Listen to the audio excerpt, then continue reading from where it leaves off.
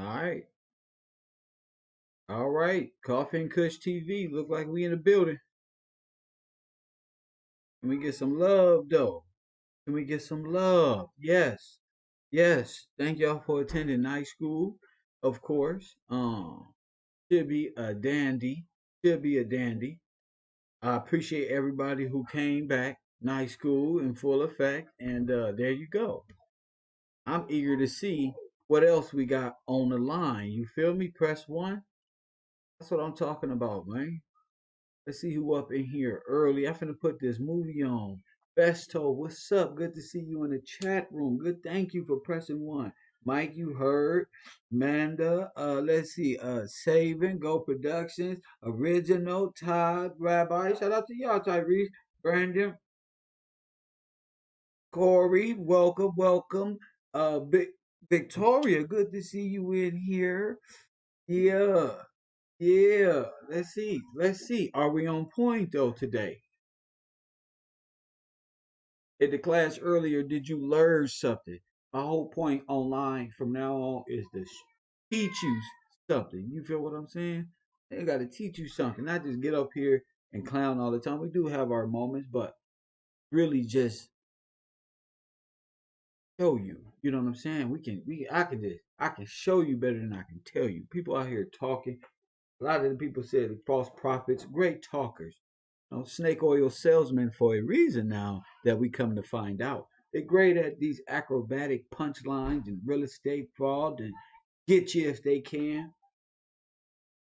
You feel me? Sacrifice your shit to the thuggetry of this old religious base. See, now we know everybody skin folk ain't all kin folk. See, we ain't all from the same stable. Come on now. You feel me? It's a lot of things being revealed.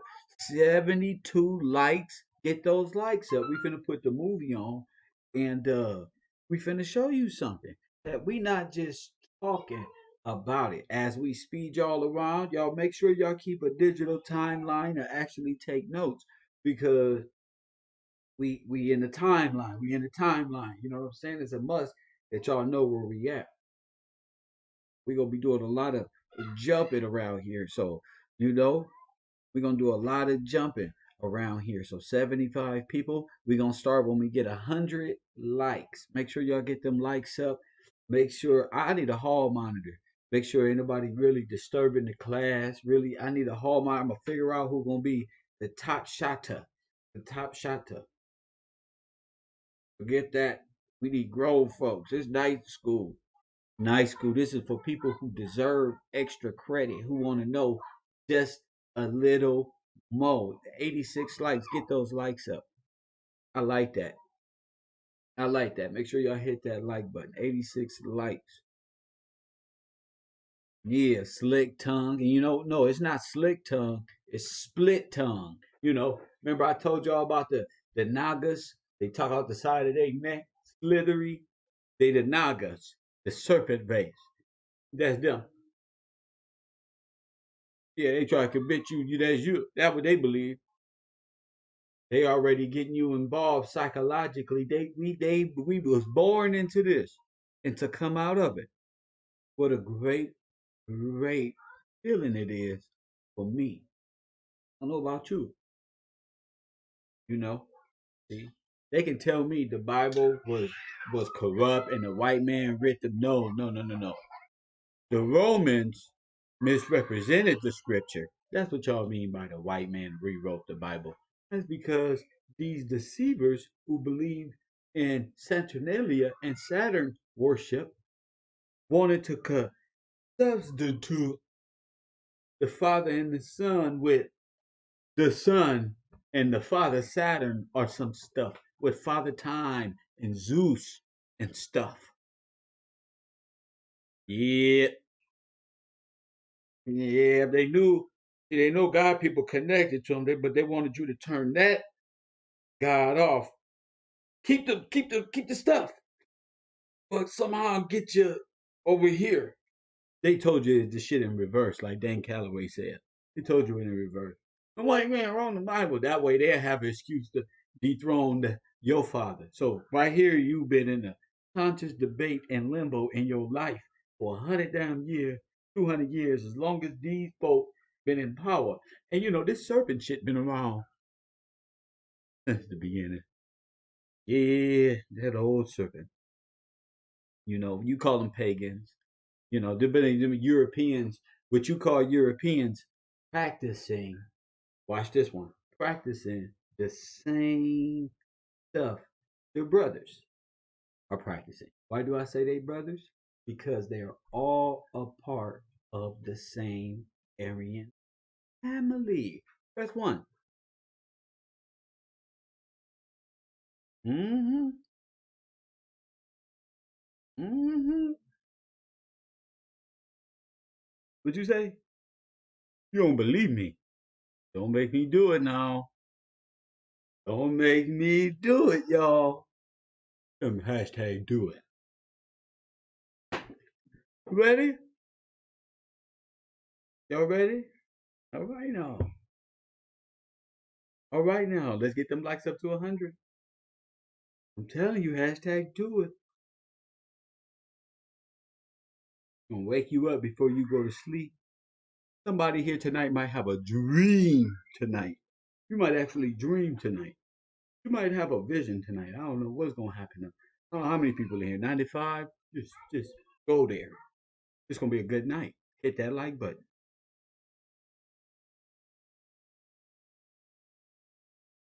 You ain't gotta believe me. Mm-mm. See, the devil already did all the work. It's easy for me.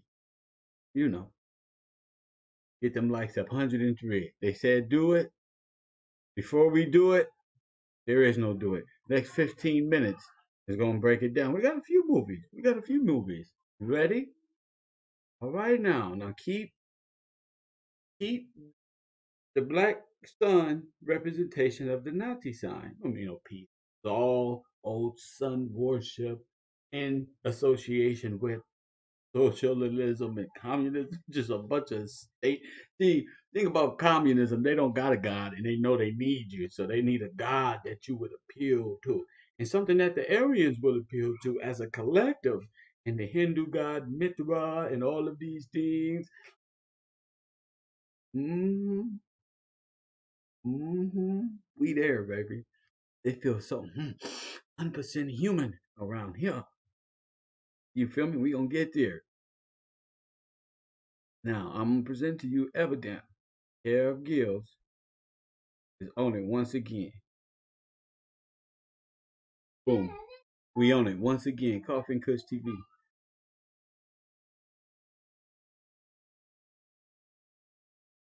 Coffee and Kush TV. Now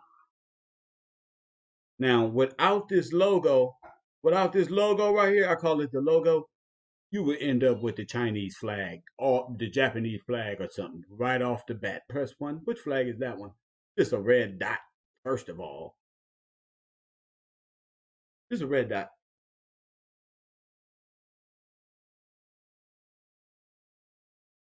One of them countries is just a red dot with nothing. What country is that?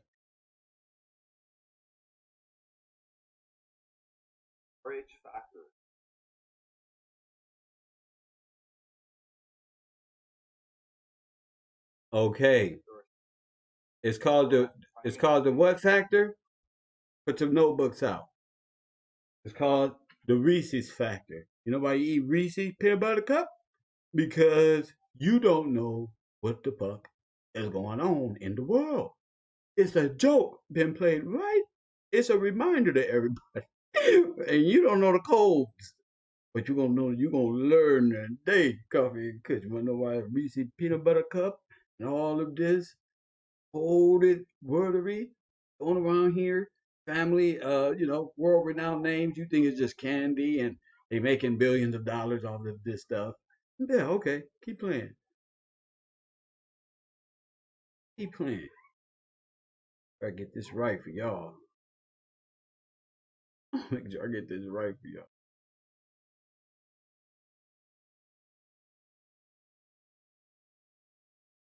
Well, we're gonna go here with it. We're gonna go here. We're gonna go right here. We're gonna go right here. Let's watch this stuff.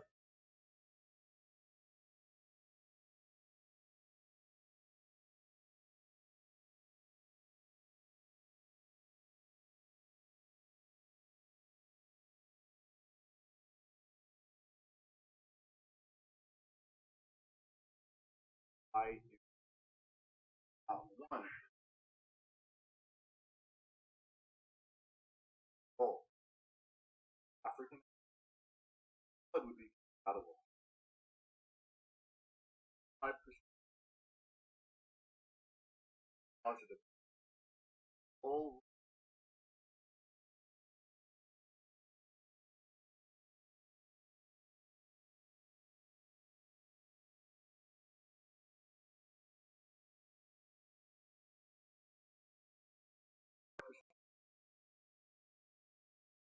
positive.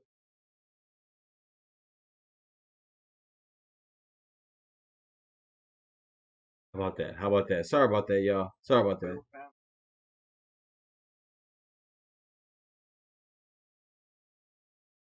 Why does the body? My bad, y'all. My bad. My bad. I didn't know it wasn't. Oh, this is too good. This is too good. This is too good. You know what I'm gonna do? I'm gonna pull out.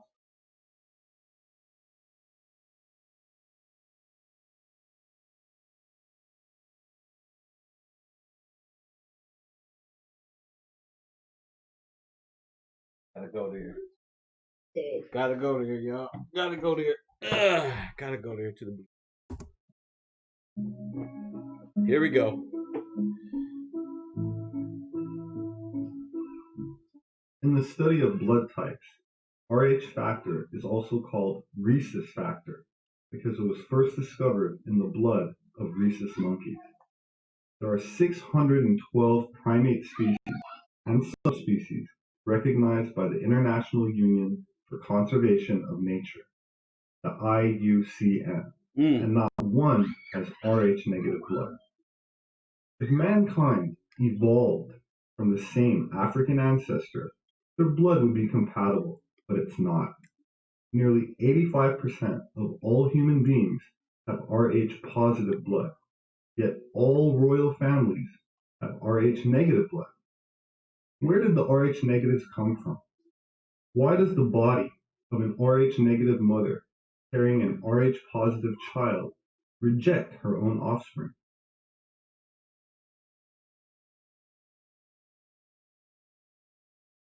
I received an email from a person who wants to remain anonymous, and this is what he said to me. He is a geneticist, a full-blown geneticist. And he says, "Dear Mr. Pye, I agree with your conclusions and will give you a few hints, if you wish, as a DNA deep throat. First, look up the huge discontinuities between man and the various apes for whole mitochondrial DNA, genes for the Rh factor, and human Y chromosomes, among others. Regarding number 3, the chromosomes, I refer you to K.D. Smith's 1987 study titled Repeated DNA Sequences of the Human Y Chromosome.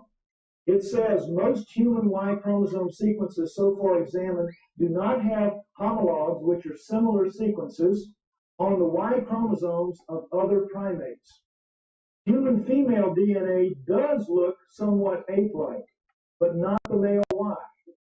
This means that if we are a crossbred hybrid species, as you contend, You got to take it from their perspective.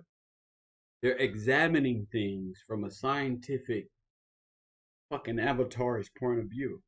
You know, that one right there look one like a monkey. This one, this what I'm telling you. Listen, and we're gonna break these shit down.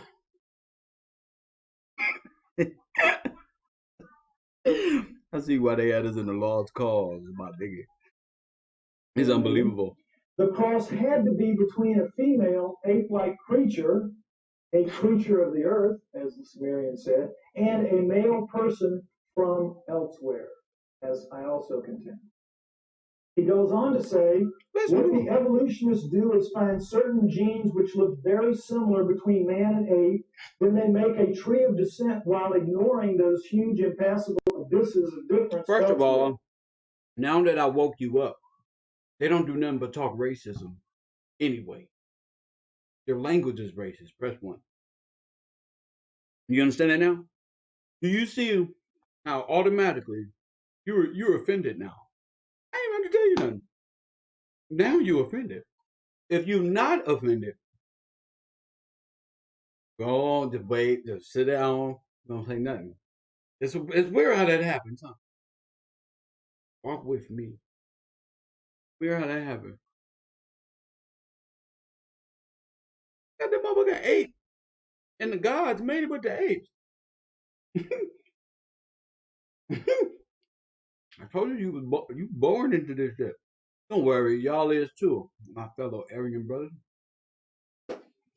You know, a lot of good Aryan brothers out there who not with the program. They was raised with us.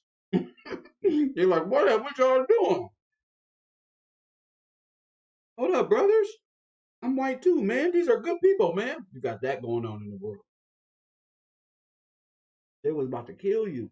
You was about to get put in the You was about to get the mark of the beast. And those of you who refuse about to get put. Oh, it's coming. Mm-hmm. We're gonna see how many of y'all believe in Jesus. Covered in the blood and all this stuff. Come on. Mm-hmm. I bet you is. I bet y'all so covered in the blood. Covered in the blood. You can have a carbon clutch review. I don't know. Look at that. Also, by certain methods of DNA dating, one can tell that numerous genes have been recently added to the human genome. If workers in my field were to say such things openly, we would be ostracized, as I also contend, and forced to live in a tent. Any work along these lines would be rejected without any form of appeal.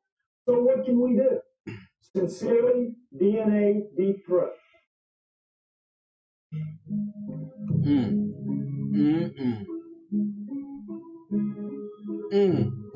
If you know the language, you know they're all the same. It's the same thing.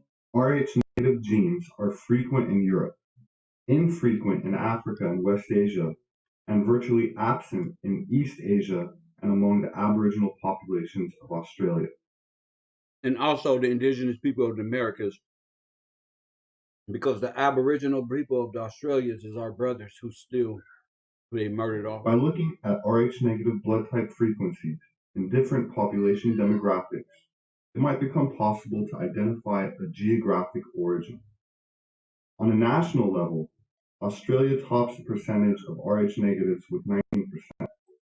Among some of the blonde tribes still living in the weren't we just talking about these people? Don't this look like a Kardashian? I told you. Atlas Mountains of Morocco, called Berbers, that percentage is Ain't that French Montana? Berber? All right, now. Y'all think I'll be just talking, huh? double to 40%. Now keep in mind, it's restricted to certain local tribes in Morocco. Another group with legitimate claims of the highest Rh negative blood are the Basque of the Pyrenees Mountains, reported in different publications as having up to 32%, depending on location. The people of Northwest Ireland and the Western Islands of Norway all have between 16 and 25%, while the Lapps of Norway and Finland have around 7%. The frequency you see this? of Rh negatives in Scotland. This is why they feel their race will be annihilated. The Nazi race, the Nazi party, is that of the Aryan race. Do we got to understand it now? The Nazi party is that of the Aryan race, and the Aryan race is that of a collective of internationalist socialists. We'll get to it. Think. And varies between the low number of 10% on the Moray coast to 30% Rh negatives in the Inverness regions of the west coast. That said, there are many populations of Jewish people, such as the Jews of Iraq, which also rank amongst the densest Rh negative tribes in the world. Remember, Iraq is what? What did they call Iraq? Home of the gypsies? Babylon, where they said the Tower of Babel was going to be. Remember, think Nimrod, think Shiva, think Dr. Ka, think India, think big nations, think 300, think that size, think big. Don't be condensed to, the last 20 years of Hollywood propaganda. Please think huge. See, all the way back, they got y'all thinking they was just savage. You know, these are civilized nations going back. We gonna go. Of the West Coast. That said, there are many populations of Jewish people, such as the Jews of Iraq, which also rank amongst the densest Rh-negative tribes in the world. Comprehensive studies of blood types in the Americas show that the Mayans, Incas, and natives of Chile have had 5 to 20% of the population. Yes, sir. Persia. All of these things. Go ahead. Being Rh-negative. So what about other hominin pre-modern human genomes that have been sequenced? Do we know the blood type? Pre-modern, right? And look what they throw up there. Look what they throw up there. Pre-modern will be pre-British monarchy. Like pre-rule of the colonists of Indian, like over, because the Indians invaded like with like Moors and all of these things without people knowing that they was all originating from over there with orders of Freemasonry through rights and through a bunch of stuff, through a collection of individuals who set out a plan to do this. There's just one branch. But look how they do you. But what about other hominin pre-modern human genomes? What about pre-modern human genomes? Now watch this one. That have been sequenced. Do we know the blood type, for example? Look who they throw up there. The Indian. Look what they throw up there. Of Neanderthal. And they call them Neanderthal. Do you understand? Do the Indians share Neanderthal blood? The answer is yes, we do know. And no, Neanderthal is not Rh negative. Not only that, the Neanderthal specimen tested was not even a recessive carrier of the gene, which makes sense because East Asians have a much higher degree of Neanderthal genetics than Europeans, for example. Who? I thought the Asiatic black man was the god. Sense, because East Asians have a much higher degree of Neanderthal genetics than Europeans, for example, and virtually no incidence of Rh negative in their population, compared to Europeans, which have a very high degree.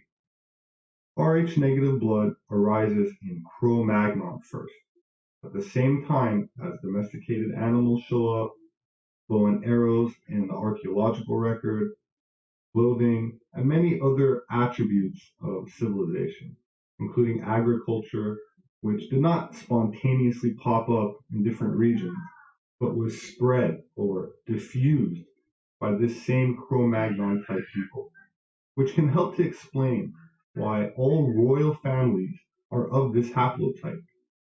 The term white supremacy is often attributed to a racist emotion or attitude by the media, but to an anthropologist, there is no civilization without agriculture, which allows for massive populations, armies, etc. And domesticated animals were a key reason for how agricultural. Now, East Asia is where? East Asia is what? India? Is East Asia India? Somebody help me out. Somebody help me out. Mama Ryden is in the chat. Mama Ryden is in the chat room. Mama Ryden is in the chat room. Huh? Huh? So why would? Wait, what? You see? Blinders, fam. You ain't got time to look over there and look over there. What's going on over there? 10,000 shall fall over there. So what? So what? Today, we learning. Today, we learning. Civilization came about. For those of you that are not very anthropologically inclined, the biblical version of what I'm talking about is best explained in the Noah story, where Noah, having survived the rapidly melting glaciers and cataclysms at the end of the Ice Age, retained domesticated animals in Anatolia such as horses. Huh? So when you read this stuff, just realize that there is the redemption of Israel. You got stories in the word that is telling multiple sides to a story. You feel me? I remember the devil tried to call in one day. Was Moses black or white, Kev? Was Moses black? I didn't answer. You know why? Because I wasn't sure. So I didn't even answer. I didn't have to. And he so pumped up on energy, he just fucking let the conversation die anyway. It didn't matter. Now understand. This is the storyline of the fall of them. Oxen in his boat, spreading out during the Holocene from modern Turkey, where Mount Ararat is. Now watch this. No, but watch this though. So both the Greeks and the Medes come from the Indo-European family. The Indo-Europeans stretch. This is what I want y'all to focus on. How they're all a part of the same thing. Don't let the Aryan dude pick you up. Just realize that they all a part of the same thing. I'm gonna show y'all. From the Indus River in northern India to the Black Sea, and eventually all the way to Ireland. They represent one of the three Caucasian groups. Traditionally, this is Indo-European Aryans. It was taught that there were three Caucasian groups, the first being the Hamite Caucasians, who became known as the Egyptians, the second being the Semite. All right, what'd you say? Let's go back. As the Egyptians, the Semite Caucasians, who became known as the Egyptians, were three Caucasian groups, the first being the Hamite Caucasians, who became known as the Egyptians. Now, how the did you hear me? Where y'all at? That's why they want you to trip up, Rabbi. That's why I wanted you to listen. We'll talk about that other stuff later. That's what I wanted you to listen to. Telling the truth right here. Listen to me. Doing champs. The Caucasian Hamite. And y'all worried about how Kamala Harris' birth certificate say Caucasian. Groups. Press the one. First Press one. Being the Hamite Caucasians, who became known as the Egyptians, the second being the Semite Caucasians, who became known as the Babylonians. What? What? I got a remix. Traditionally, it was taught that there were three Caucasian groups, the first being the Hamite Caucasians, who became known as the Egyptians, the second being those are dark-skinned Caucasians. Caucasians with good hair, became known as the Babylonians, Hebrews, Elamites, and Assyrians, and the third being the great Indo-Europeans, or Japhites, also known as the Aryans, which included Northern Indians, Greeks, Medes, Latins, Celts, Germanic races, Slavs, and Russians, also known as Scythians. They identity jack, exactly. So you gotta watch who they really are. You gotta watch they've been doing this is trickery. This is the Medes, the Indian, the Greeks, the Latins. Remember this: the Celts are the sons of Gomers. The sons of Gomer is the Celts. The sons of Gomer is the Ashkenazim. The Ashkenazim is the Ashkenaz. The Ashkenaz is the Germanic Jew. Those are the Germanic tribes. And that's written in Genesis. About the sons of Gomer. Press 1. This is how I know. That's written in the sons of Gomer to tell you who Ashkenaz is. And you run around watching Ashkenazim run around on the earth. And you say, who is the Ashkenaz? They written about in what's the name? Those are the Celts. The Celtic. The Celtics.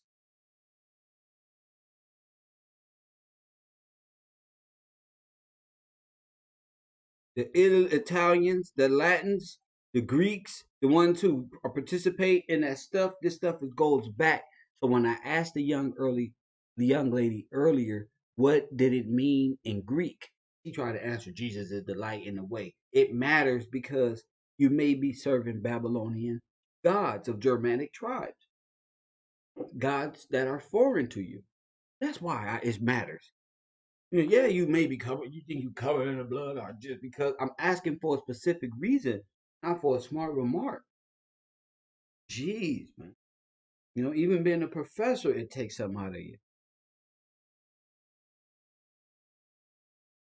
Leave your emotions at the door. You feel me? That's why I fuck with y'all right here. Meads, look, that's all Northern Africa. All that is still there, but that's also East Asia. East Asia is Northern Africa. That's all one union. You feel me? Slavs and Russians, also known as Scythians. This was Also known as what? Scythians. taught in schools, universities, and even in church. It's really in the last 150 years that we've seen a major change in the biblical story at the hands of globalization. We then have Noah's Ark landing on the Caucasian mountain on Mount Ararat. Noah's three sons and their sons dispersed in different Look. Boom, boom, boom. Look where you mark it. Look, Mount Ararat. directions from this. Look what he marked there. Why would he mark the Nazi logo and Mount Ararat? Why would he do that? So the old church tradition was that Noah and his sons were the white races. So Noah's sons and grandsons divided and eventually mixed with other people. And so Noah's sons represent the three Caucasian groups. Now, today, the churches teach the whole world was submerged underwater and that only 8 people survived. Therefore, we are all the product of serious incest. And I'm not worried about that. What I wanted y'all to know is he did a great job. And what matters is the multiple nations who took part, the origin of Eastern European languages, and identifying them, whether it be Celtic or Greek or Albanian and all Slavic languages, Germanic. These are all in the 1700s, 1750s. Niggas was over here being cowboys and shit. We over here living our life. This was going on over there. The Holocene from modern Turkey, where Mount Ararat is. So both the Greeks and the Medes come from the Indo-European family. The Indo-Europeans stretch from the Indus River in northern India to the Black Sea, and eventually all the way to Ireland. They represent one of the 3 Caucasian groups. That's just wild for me. That ain't even what I came home for. But that is wild for me. Everything, if you don't know, just take seats. Don't notes. Don't I just Eastern religious concepts, putting it out there so when we have class, you would know what level we on and what game plan coming in with. You should have something on your mind after tonight. You should have a lot on your mind. We going into right now that I want you to East Asia, actually India and stuff like that. Now we're going into 10 minutes of the meat and potatoes. Press 1. We're going into the meat and potatoes right here. The Hindus had a swastika. Yes, they did. It's the native, it's us versus the whole world. That's why Tupac said me against the world, baby. He was talking about you. It's me against the world. It's you against the world. Trust me when I tell you. It's you against the world. And you don't even know. That's the cold thing about it. We've been living not knowing this.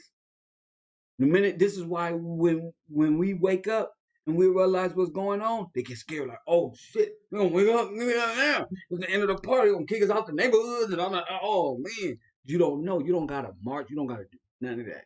You just gotta come together. Think for a minute. Think.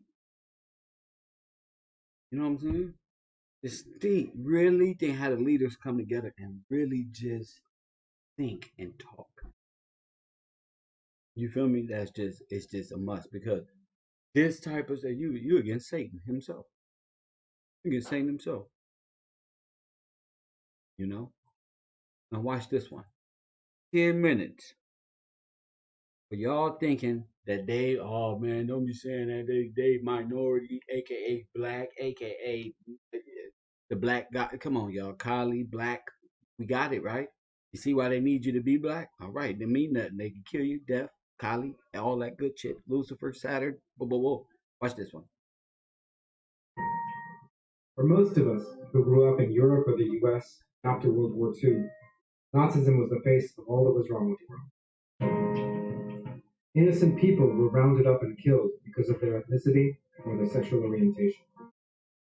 Movies like *Inglourious Bastards*, or even more thoughtful films like *Schindler's List* or *La Vita è Bella* portrayed a brutal system of ethnic cleansing, apparently without rationale. Excuse me, do y'all remember the ethnic cleansing is you, because all of them is going in conjunction to kill all of the aboriginals of the world. These are the same flags that was that was in the other video that I showed you guys. These are the same flags, the same countries who took up counsel against thee in America. Like *Schindler's List* or *La Vita è Bella*. See, these are the same flags here.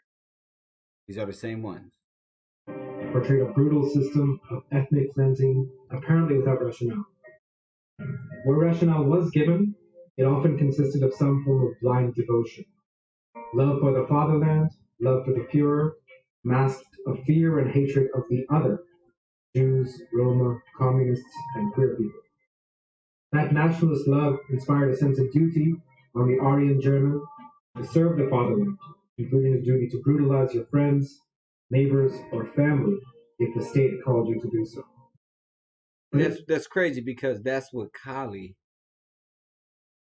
and the Hindu god calls you to do. Whether it be, that's what the thuggies are, whether it be family, friends, whatever it calls you to do.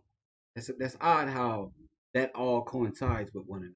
I told y'all, the Aryan machine was looking for a religious concept to fit their state-sponsored terrorism. Because again, they're atheists. They don't believe in shit. They need something. A fish god will do. The Pope will do. You know what I'm saying? Like, they didn't care. That's all their stuff. You know what I'm saying? When they established that, they established that shit for a reason, guys. Inspired a sense of duty on the Aryan German to serve the fatherland, including a duty to brutalize your friends, neighbors, or family if the state called you to do so. But is that really all there was to Nazism? What inspired Hitler to create such an efficient, brutal, and downright evil system? Could part of the answer be found in an ideology that has nothing to do with Jews, in a belief system that began thousands of years before, thousands of miles east of Nazi Germany? Press 1. Press 1. Ladies and gentlemen.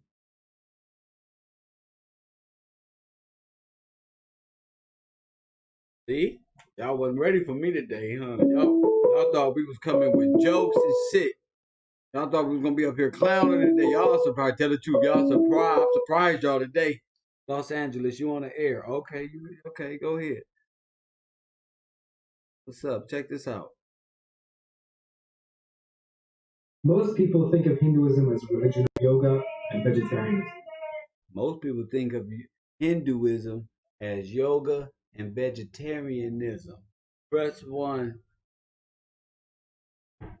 Press 1. Did I not? Listen. Listen. Listen. Check. All right now. Quit playing with me. Quit playing. I told y'all. Told you. Watch this. Think of Hinduism as a religion of yoga and vegetarianism. Fairly orthodox Hindu sects, such as the Krishna consciousness movement, have attracted millions of followers in Europe, the US, and Canada. The what movement, y'all? The conscious movement. The Krishna conscious movement. Press 1. Press 1.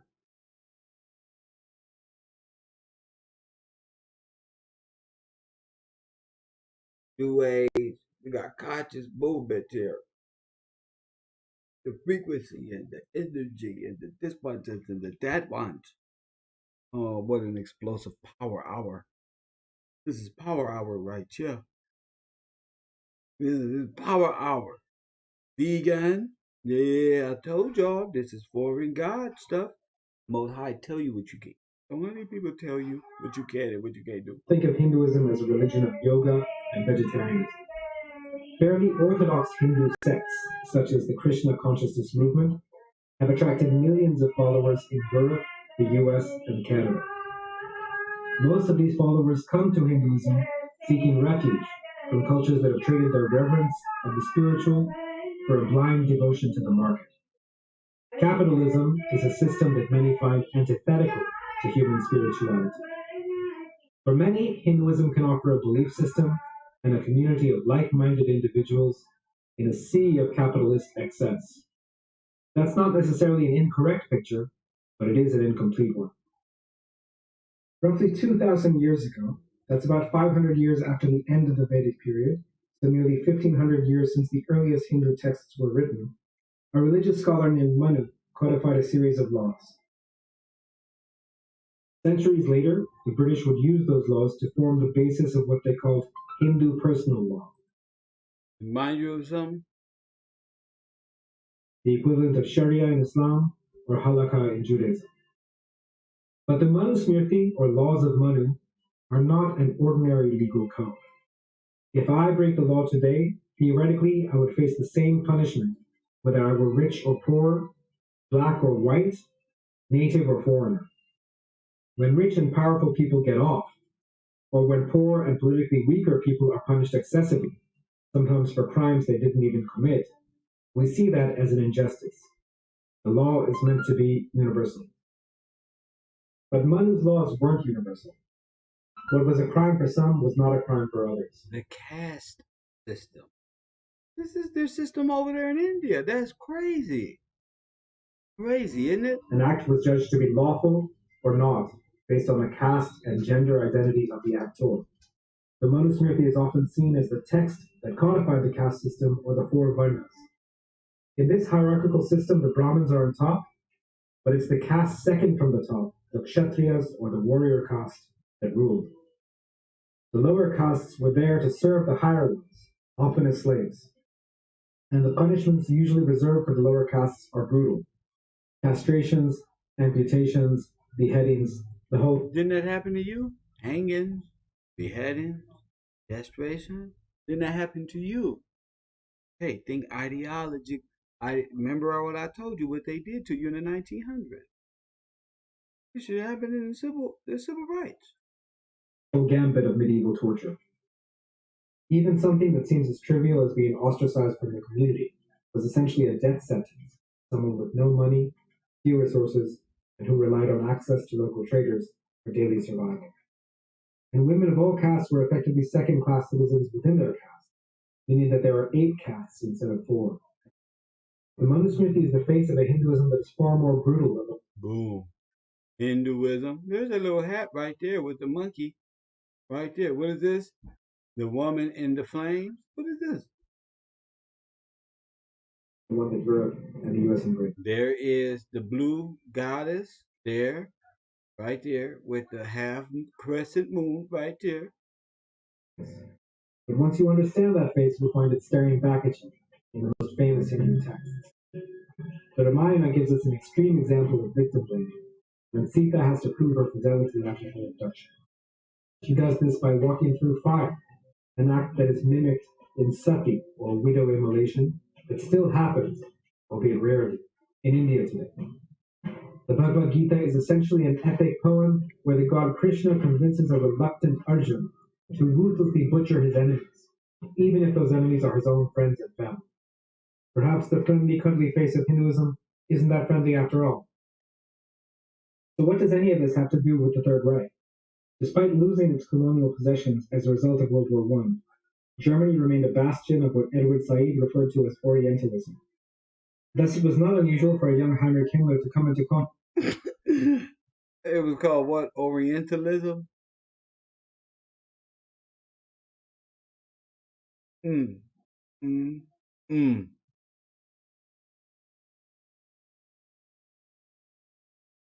referred to as Orientalism. Thus, it was not unusual for a young Heinrich Himmler to come into contact with translations and commentaries of ancient Hindu texts. Those early encounters led Himmler to return to those texts when he founded the SS Ahnenerbe, a Nazi think tank dedicated to codifying. Look at this ribbon right here. Oh my goodness. Oh, whole think tank. And propagating Nazi racist ideology. To lead that think tank, Himmler chose Walter Wurst, a leading Sanskrit scholar and president of Maximilian University in Munich. Wurst's agenda was to use the so-called Aryan traditions, largely Hinduism, although he was also a fan of Buddhism, to give a religious basis to Nazi beliefs. Even prior Told you. to this, the founders of the Nazi Party chose a slight variation on the Hindu swastika as the symbol of the party. They chose it because they were trying to find. They didn't even have the swastika. They had lightning bolts and most shit. But when they clicked up with these and they found that, all right, this it right here. That's it right here. Showing that Indian influence was there from the very beginning. What Nazism took from Hindu ideology was a glorification of the warrior ethic and a merging of that ethic with the nationalist philosophy that had emerged half a century earlier with the works of German philosophers such as Johann Fichte. With the help of German,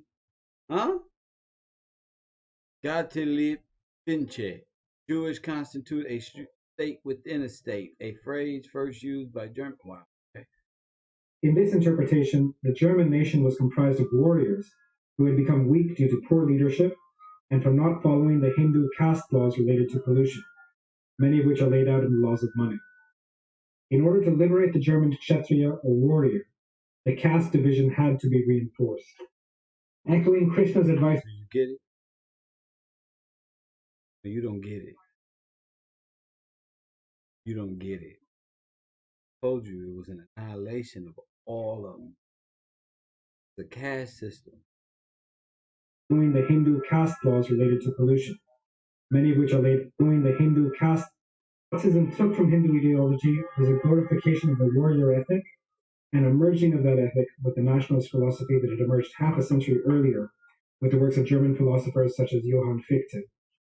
In this interpretation, the German nation was comprised of warriors who had become weak due to poor leadership and from not following the Hindu caste laws related to pollution. That sound familiar? And become weak, following other gods while following the rules. Sound familiar? Many of which are laid out in the laws of money. In order to live, many of which is ruled out in the laws of the word. Now, sold out God for money, for the rules of money. You get it? And the money is comprised of the money men, right? Thus, you have these individuals with Federal Reserve banks in the middle. You see, on your land. Liberate the German Kshatriya, or warrior. The caste division had to be reinforced.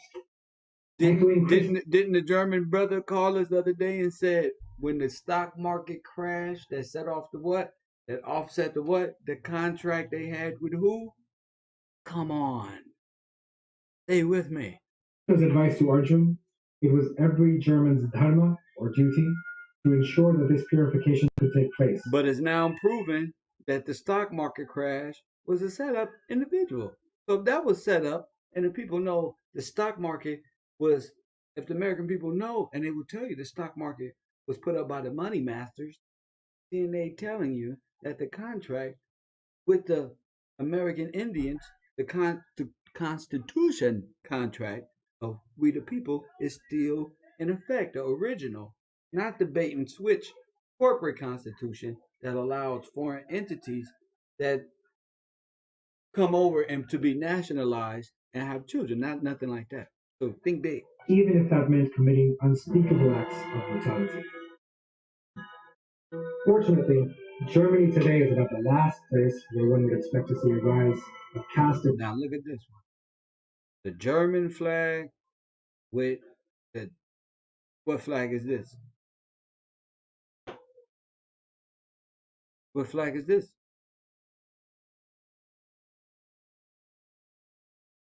What flag is this? Germany today is about the last place where one would expect to see a rise of caste-inspired Nazi ideology. But unfortunately, that ideology is experiencing a resurgence elsewhere, including in India itself. To understand why this is happening, it's useful to go back again to the 1930s and 40s. At that time, Remember I told you how important it was to go back to the 30s? Y'all had it popping in Harlem in the 1930s, right? I mean, that's why they called the Harlem 30s. So if you had it popping in the Harlem 30s,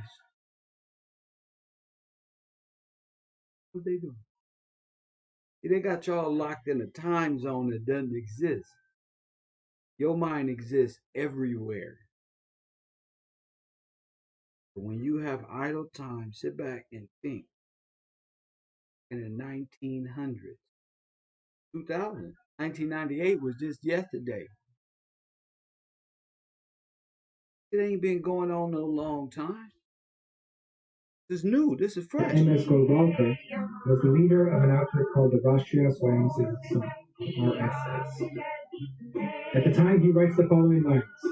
To keep up the purity of their race and its culture, Germany shocked the world by her purging the country of the Semitic races, the Jews. Race pride at its highest has been manifested here. Those sentences, first published in 1939 and curiously absent from later editions, illustrate that a dialogue was taking place between the originators of caste theory, the ideological descendants of money, and practitioners of racialist brutality in Nazi Germany. The RSS would soon be banned after one of their alleged members, Nathuram Godse, murdered Mahatma Gandhi. Although Gandhi was a devout Hindu, he was a firm believer in religious pluralism and abhorred those who used religion to justify their own prejudices. And Gandhi was a part of the Nazi Party too. Yes. Gandhi, the great Gandhi, right? But the ban would eventually be lifted, and when the revolutionary spirit of India's Congress Party started to wilt, the heirs of Manu were there to organize the only meaningful opposition. Today, the Bharatiya Janata Party functions both as the political arm of the RSS and as the ruling political party in India. Though they represent a variety of policy positions, it's telling that their power often lies in the power of the mob. From organized riots against Muslims in 1992 and 2000, organized riots. India's Congress Party started This is the Communist Party. Pluralism and abhorred those who used religion to justify their own prejudices. But the ban would eventually be lifted, and when the revolutionary spirit of India's Congress Party started to wilt, the heirs of Manu were there to organize the only meaningful opposition. The Aryans. Today, the Bharatiya Janata Party functions both as the political arm of the RSS and as the ruling political party in India. Though they represent a variety of policy positions, it's telling that their power often lies in the power of the mob. From the power of the mob. Riot. Ifa. Riots against Muslims in 1992 and 2002 to today's campaigns against interreligious marriage and beef eating, the politics. And who was young Pharaoh interviewing instead of Mr. Burns over there? Who did he give you? Dr. who? Dr. Shiva. Remember. Dr. Death. Remember. Kali. See? India. The man who invented the email. Remember that guy? Him. The one young Pharaoh was taking all the notes from. Just sat there and shut the fuck up. All the shit he say to people, he sat there in front of Dr. Shiva and he ain't say a word. Yes, sir. Yes, sir. Trying to sell you what? Dr. Death. That's what he was selling you. Division and scapegoating of the BJP's stock in trade. But the surprise is not that people like Narendra Modi, the Prime Minister of India, tolerate violence and Ain't nothing. Polarization, or even that they promote it. The surprise, rather, is that so many people defend, justify, and enable those who are openly advocating for the rebirth of the hierarchical society based on caste identity, including many people who should know better. The politics of division are all around us. Immigrants, Muslims, feminists, communists, Roma, queer folks. These communities are all someone's bogeyman. But maintaining that level of hatred is near impossible when communities actually get to know one another.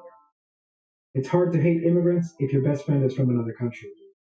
It's hard to hate black folks if you look up to the First Lady or to Michael Jordan. The Nazis recognized this and tried to turn racism into a religious duty. With help from Manu's casteism, they very nearly succeeded. So today we have a choice.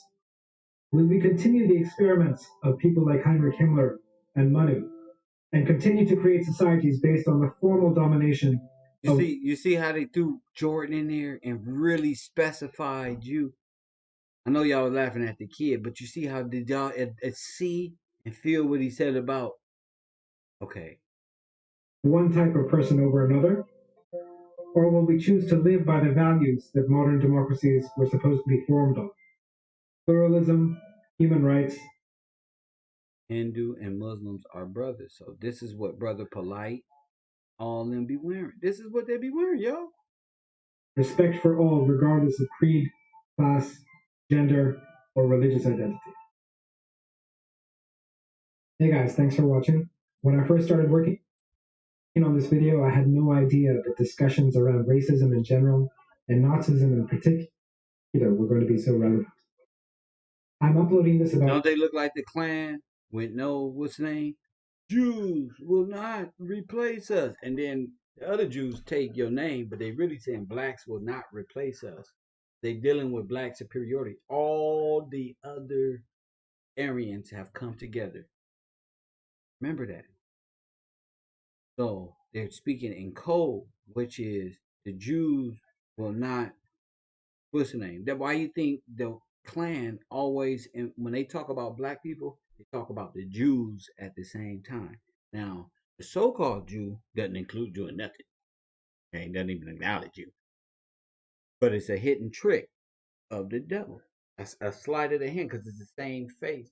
It's the same head. It was different head, same body. Remember that. So this person here is saying some Klansmen like shit. The Jew will not replace us. Respect for all. We have no idea that discussions around... And then you as a black man look at the Jew, and the Jew don't even know who you is. So you don't even think they talking to you. You think this white man talking about the Jew over there who don't know who you is. But the Klan is right in front of you. Open racism, Stone Cold Steve Austin style. Or religious identity.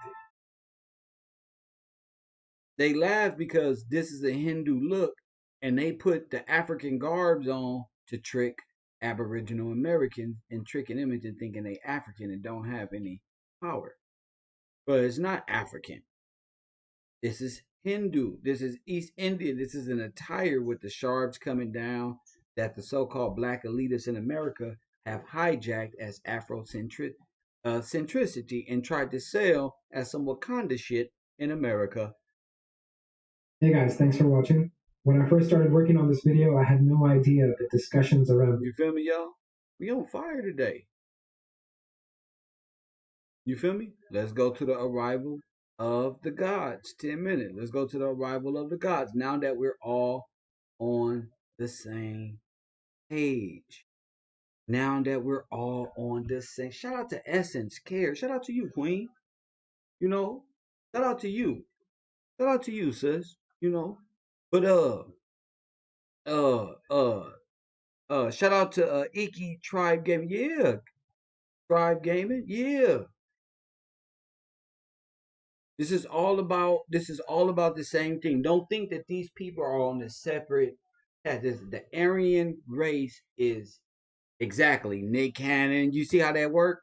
You got to see who these people are, because they are black Caucasians. That's why y'all say, why they act white when they come over here? Because they write down Caucasian.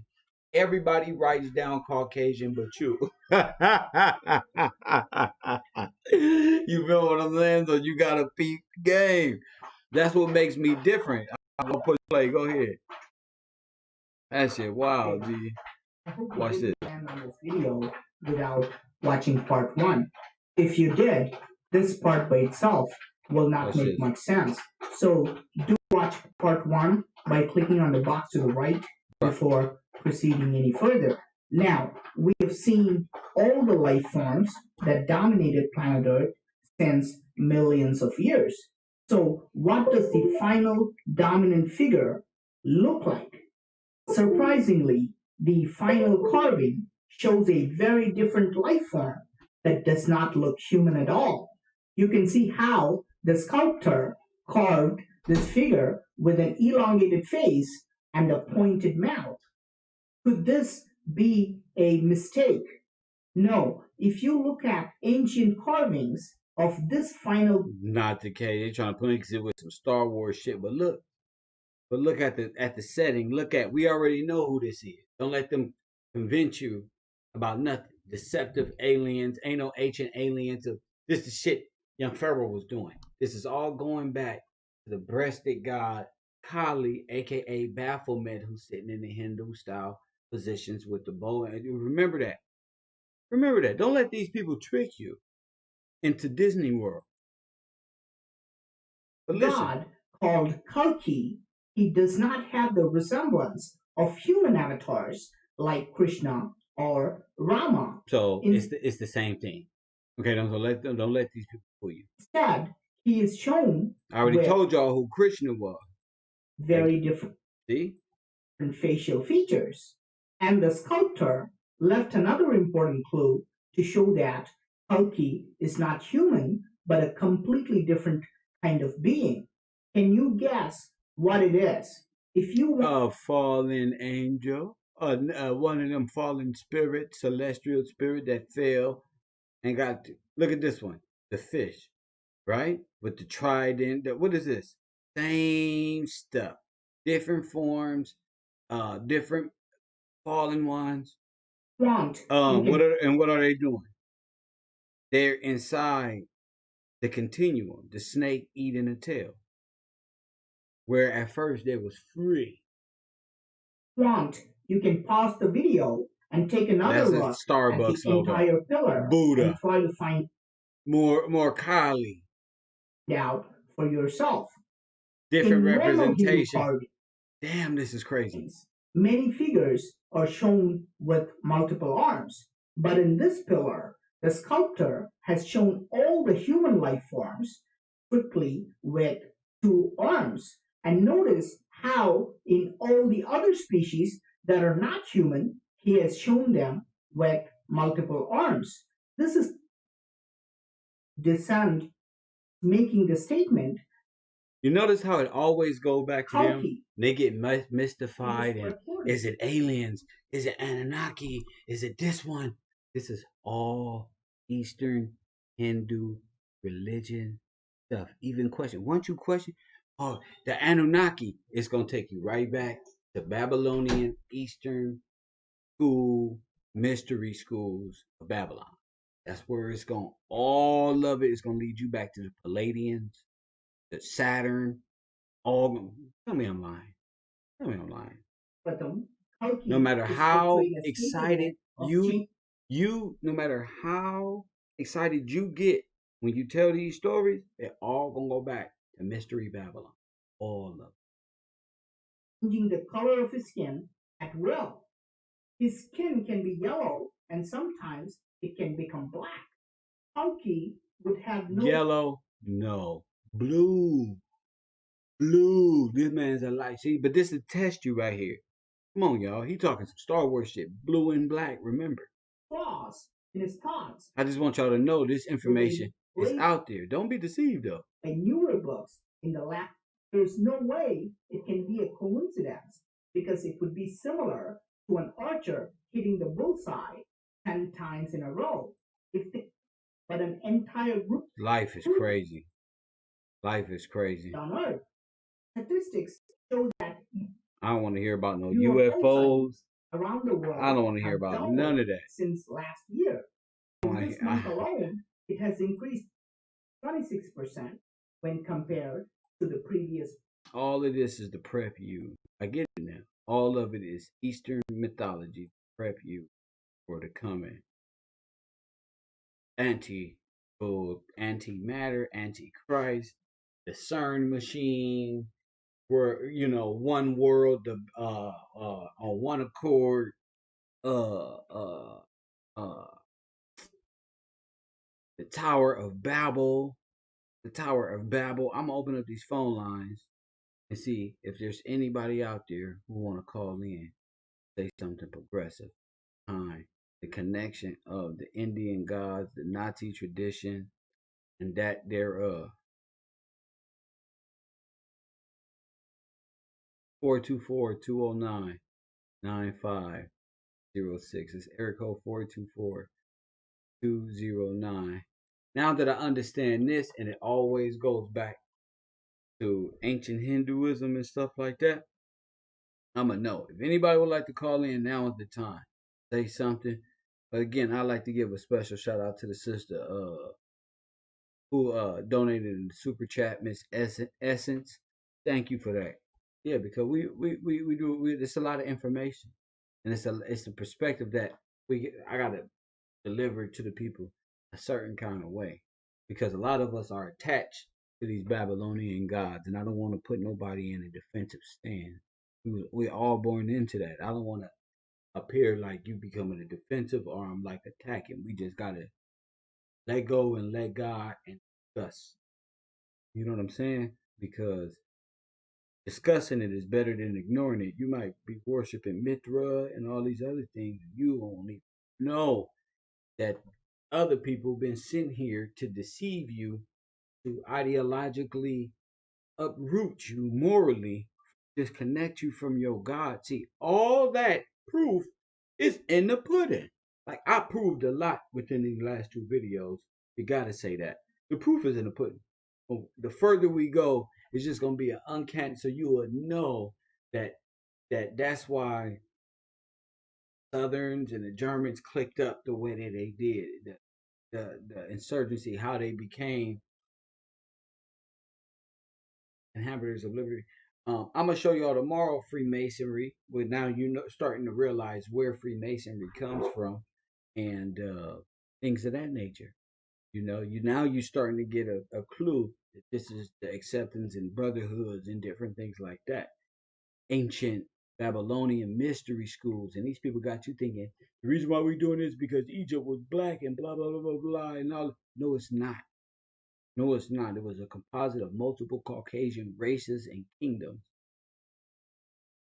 Philosopher Marcus Cicero called Saturn. All right then, we finna go deep. Nobody wanna call in? Cool. And nobody wanna say nothing? Cool. I'm finna go put this on, and I want y'all to listen to this. 21 minutes. I'm here with y'all. 21 minutes. I'm here with y'all.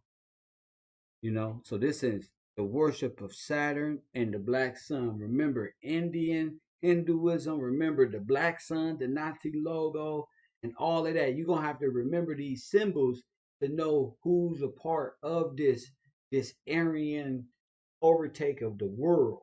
Remember, all the other nations signed up to Nazism and Aryan, and who was the only place that not, because they couldn't. They couldn't just do that. You feel me? God's been with us. God's been with us, literally. What a life we had in America, huh?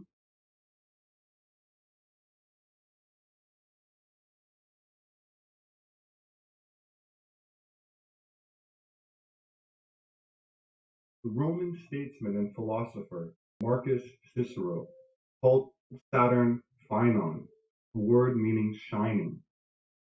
Saturn is where we get our name for Saturday, and Saturnalia was probably the most popular festival of the Roman calendar, characterized by revelry and orgy.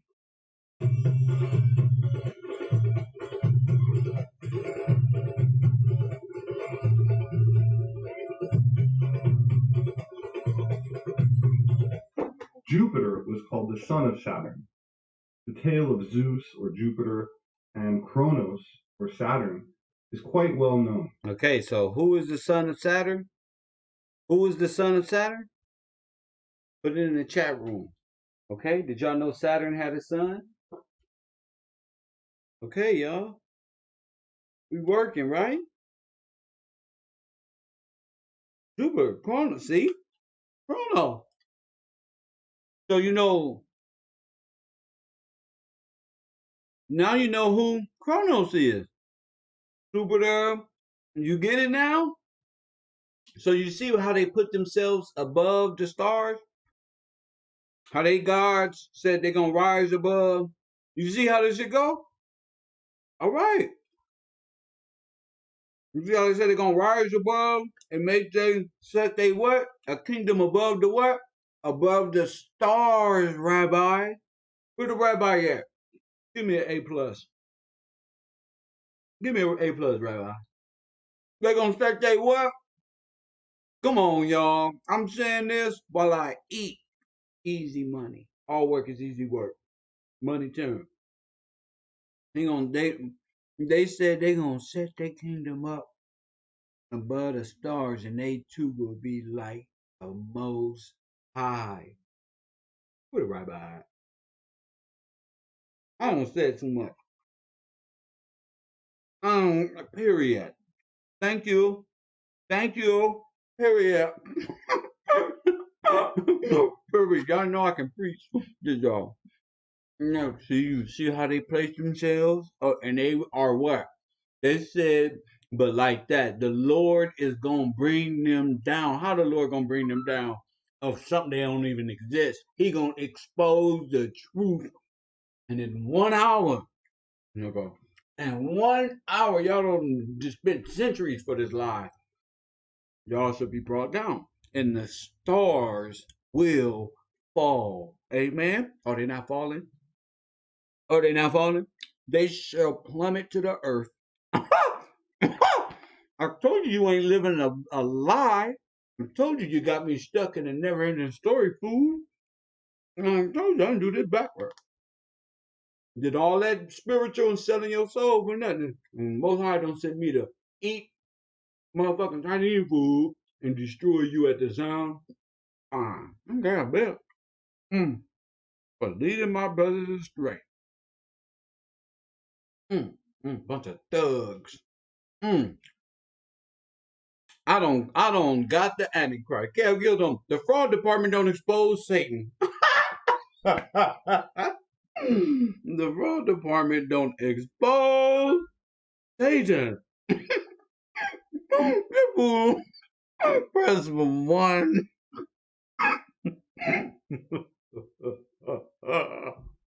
Press one.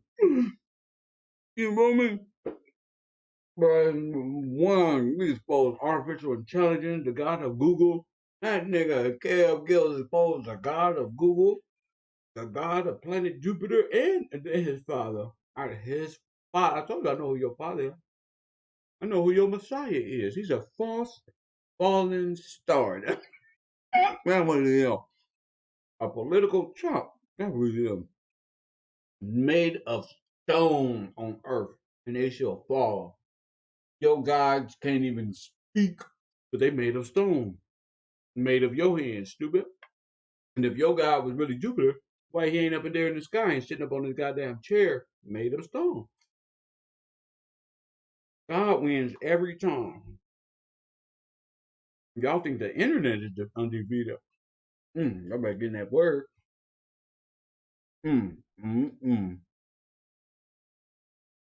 For Jupiter and Kronos, or Saturn, is quite well known. Kronos, who had castrated his own father, Uranus, with a sickle, was called the son of Saturn. The tale of Who got caught reading that book? Defense of Uranus? Greek what? I told you. The defense of what? In the defense of what? Oh. How much that book was? Now you get it, right? Now you see how they aligned themselves up with this individual. You feel me? You don't want to line this stuff up with me, because I'm K. You feel me? We the true kings. You feel me? Heirs to the throne over here. They need German ideology. I told you these weird looking people. You gotta, especially these black weird people. You gotta go. Gotta go, fam. Zeus or Jupiter, and Zeus or Jupiter. I told you. Why would the Roman and Catholic Church change the Most High and His Son's name and make out y'all believing in planets and Zeus and Jesus and stuff like this? When we got to know the word, our God and His Son, who He sent here to save us, and what it all means. How we already know they written themselves into this story to masquerade as what? A light, a shining light. That's what Satan is doing. That's why he's substituting. He made it so like the Most High, masquerading as what? So Christians unknowingly believe in this when actually they believe in that. And then you got these YouTubers crashing around YouTube talking about, is Jesus actually Satan? Right in your face. And you don't have an answer for them. You know why you don't have an answer? A lot of y'all is learned by the opposition, but the same Masonic group are the same brothers who you tied in with. Ain't nobody gonna tell you the truth. No. You gotta find the truth. You gotta find his name. You gotta seek his face. You gotta want to see him. You gotta fight that hard because these people fight hard to keep you ignorant of him. And you can't give up neither. That's a cold money. You can't give up. I gotta fight, dude. Yeah, bro.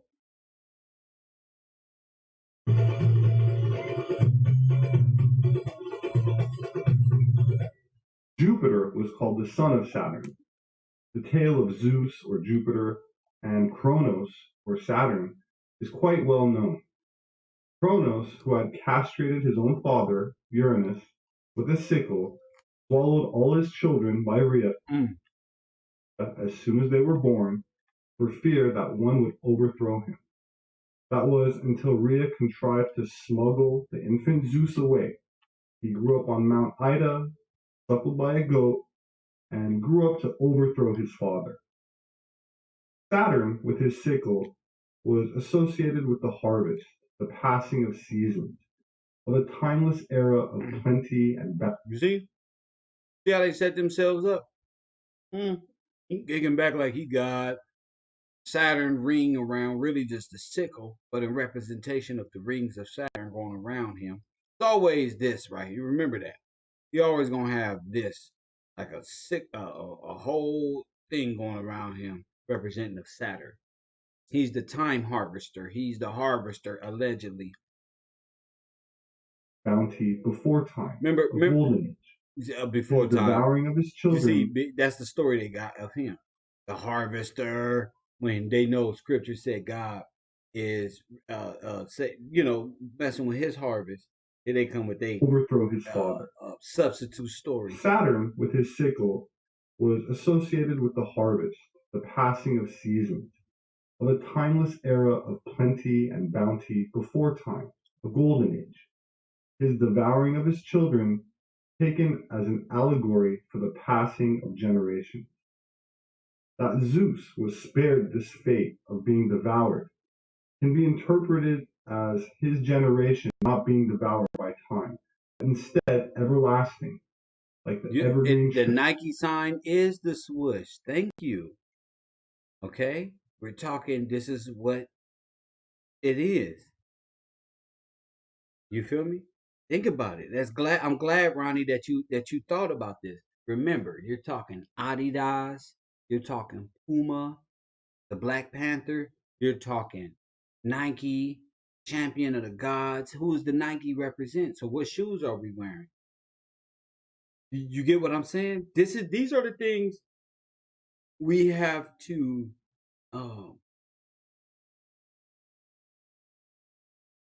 put into perspective.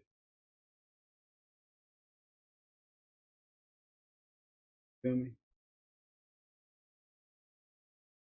Tree used now as the Christmas tree, green year-round. Christmas being the modern version of Saturnalia, the traditional Christmas being a modern version of Saturnalia in one day. Time of rebirth and renewal, when the shortest day of the year and the longest night is passed after the winter solstice, and the days start becoming longer again. The solar year is reborn, like a phoenix, or later the eagle, the sign of Jupiter, the planet that has a 12-year cycle passing through the 12 houses or constellations of the zodiac. Saturn takes 28 to 30 years to complete a full cycle. Because Saturn is a symbol of wisdom. See, Saturn is what? Symbolizes what? Why this angel upset?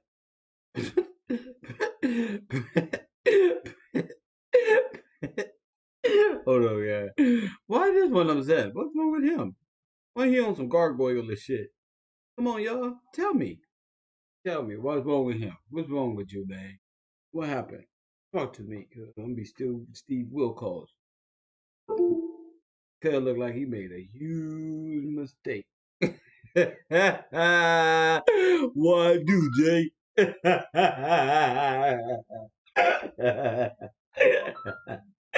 God. God, dog, there he was. Really had a master plan.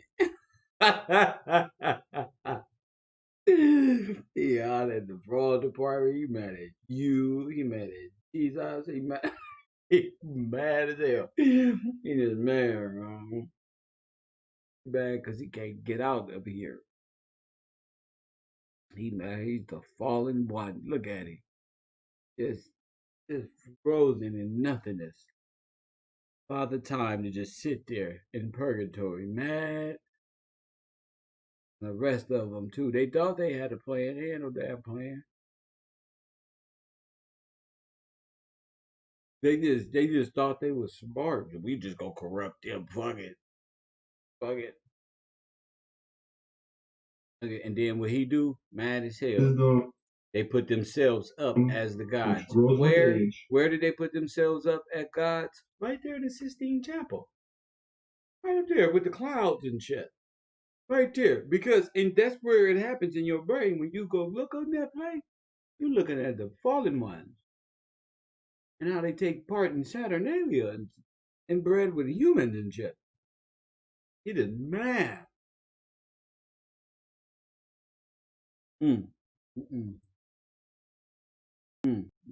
Its cycle has been seen as particularly important in reflecting our development. Yeah. Every 7 years, Saturn completes. Yeah. The fallen one. So every 7 years, what? Saturn completes is what?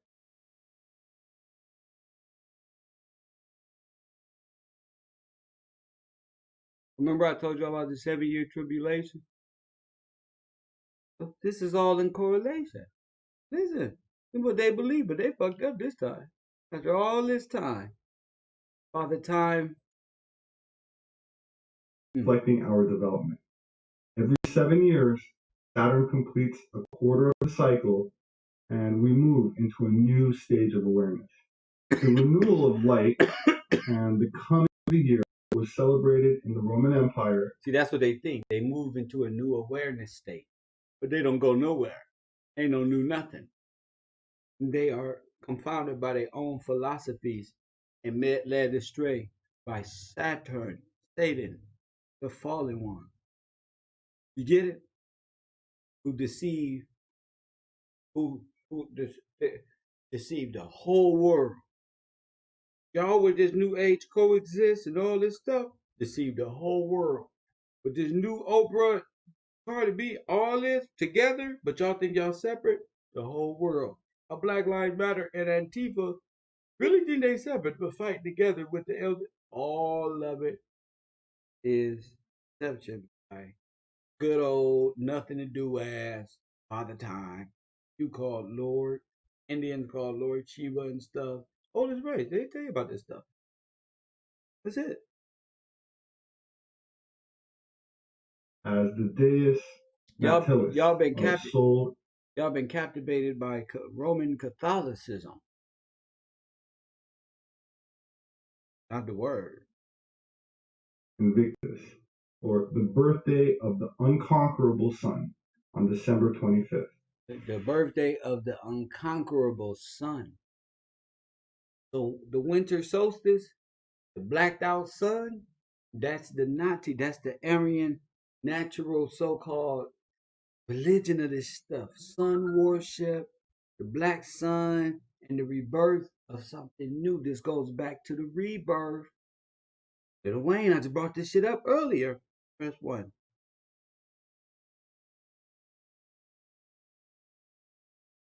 This is great. In the northern hemisphere during late December, the days are at their shortest lengths and the nights are at their longest. So that's the symbology, the religious side and the state side. When you see the state flag with the blacked out sun, which is the logo of the Nazi regime, this is all a part of the Aryan propaganda push. You not only got to know that as a native, you got to understand what it's converted to and the after effects when they had to trick you when that didn't work no more. You fought that off. You weren't going for that one. You can't take this from the Indian. You can't take this one. They got to trick you this time. They're going to come with some whole new America corporate. Oh, what's up, guys? Them over there? Man, we just got away from them dudes. Man, we trying to be free.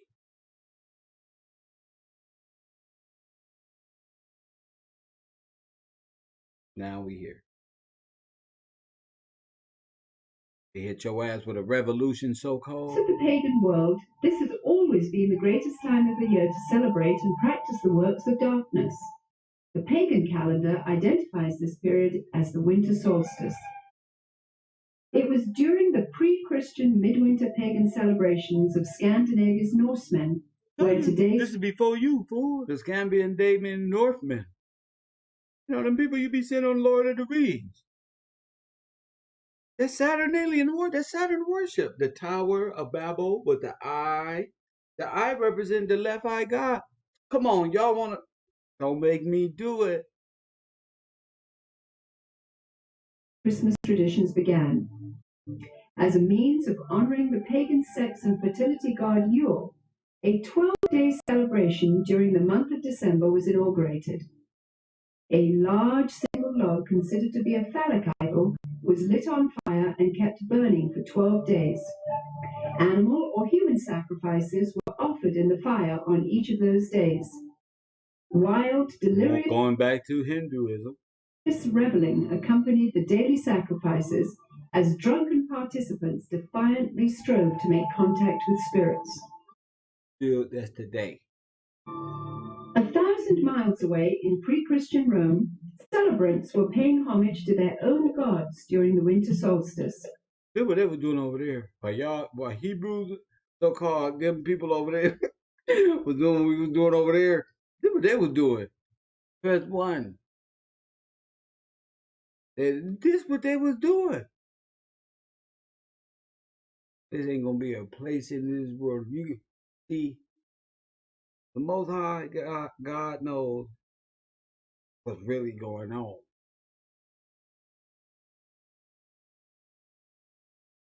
What's really going on. Witchcraft traditions hold that a number of pagan gods were given birth during this period, including Dionysus, Attis, Diana. Dirty Diana. No.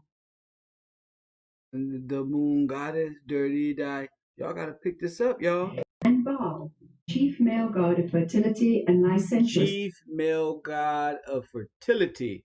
How many kids you got by how many baby mamas? Man, you must worship the male god Baal. He is about this big. God think his shit is the biggest shit in the universe. Got a problem with just got a problem. Don't want no relationship, ladies. Just want to hit. This is a problem.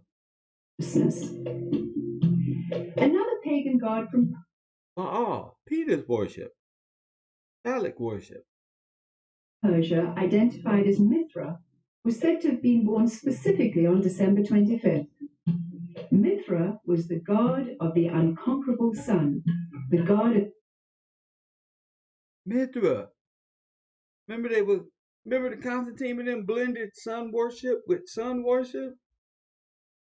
That's what they was doing. Mixing this thing, finding a substitute. The light between heaven and earth. Worship. You see?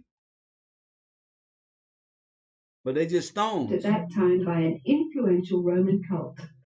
His birth symbolized an end to the long nights and a return to the dominance of the sun.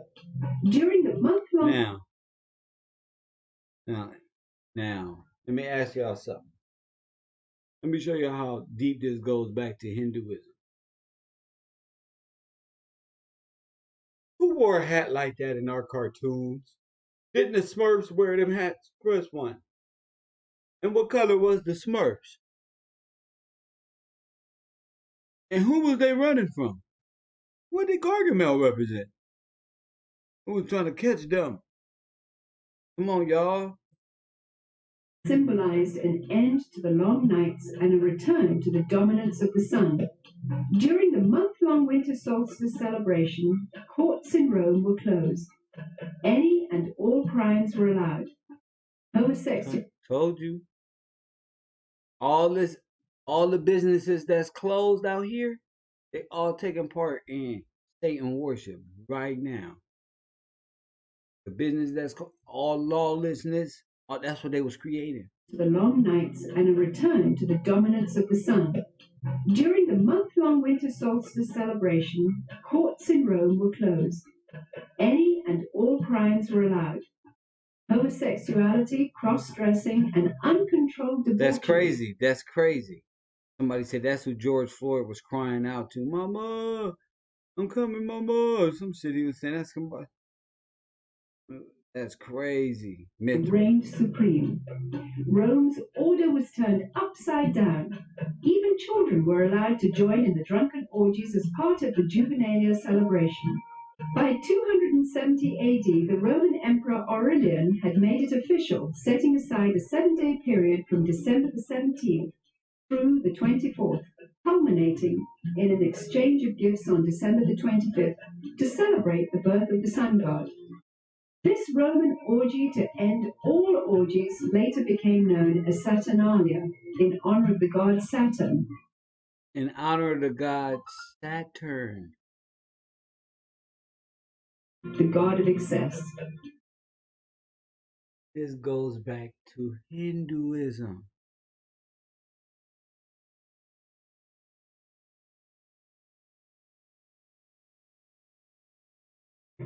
Roman soldiers invading Britain brought with them their pagan orgiastic traditions. Upon taking root in England, Saturnalia became known as the Festival of Fools, reigned over by the Lord of Misrule. By the 4th century, the influential government-sanctioned Church of Rome, unable to outlaw the growing number of pagan practices, chose instead to adopt them into their so-called official Christianity. The Church believed this would attract more pagans to their... You can't adopt the concept. What they did was blended the word with a concept of Hinduism. That's it. That's all they did. Up until this time, the birthday of Jesus Christ, the Jewish Messiah, had not been celebrated at all. Yeah, no reason to. They celebrate, Jesus' birthday. There wasn't no reason to celebrate that. Ignoring scriptures, however, indicating that the birth probably did not occur during the winter, the church nevertheless confused biblical history. So how did the church try to blend the two when they actually made Christmas? Even though scripture tells you do not do that, the church, the Vatican, fish gods, serpents, these people put the stuff. Come on, man. Come on. And made Jesus' birthday coincide with the pagan god Mithra. The birth date of the sun god had now become the birth date of the Son of God. Boom. The birthday of the sun god merging with the birth. Man. About the devil can't be in the church, they preach to the devil. They preaching an alien Roman Catholicism, fish god, that thereof, and yep. It was hoped that the pagan celebrations of Saturnalia would merge into this new legally sanctioned form of Christianity. The Church's practice of changing the dates of Christian events to coincide with pagan... That's a fish at the top of his head. That's a fish right there. The eye, the fish mouth. That's what they believe in. Going back to you know what. Festivals continued. And by the 7th century, Pope Gregory I had ordered Augustine of Canterbury to incorporate any and all pagan practices and customs into the expanding Roman Catholic Church. Bingo. Who titled themselves the Vicar of Christ, the Speakers of Christ. Because people were saying, you can't do that. That's blasphemy. Well, we speak for Christ. No. We sit in the seat until the return. During the Middle Ages, so when he told them to leave, it's time to get up out this seat, it was a wrap. The Mardi Gras atmosphere of what was now known as Christ's Mass had reached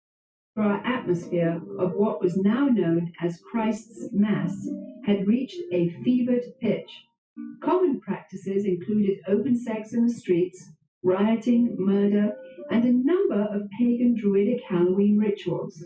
This blood-drenched celebration got so out of hand that by 1652, following the execution of King Charles I, Christ's Mass was finally outlawed in England.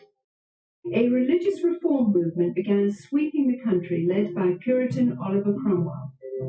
The Puritans took the biblical mandate seriously, which commanded that Christianity remain pure and separate from paganism. Despite their noble efforts, the celebration simply went underground, and by 1656, after only 4 short years under the ban, the public's demand for the legalization of Christ's Mass had become insurmountable. The appointment of Charles II to the throne restored England's monarchy, and with it the celebration of Christ's Mass. The Puritans had lost England, but they held high hopes for the New World. Following England's lead in 1659, the colonies of America had likewise Now, here we go. What did she say? The Puritans did what? The Puritans did what? It didn't work over there. But they thought they'd have better luck where? But they thought they'd have better luck, hope, and where? Luck where? Where?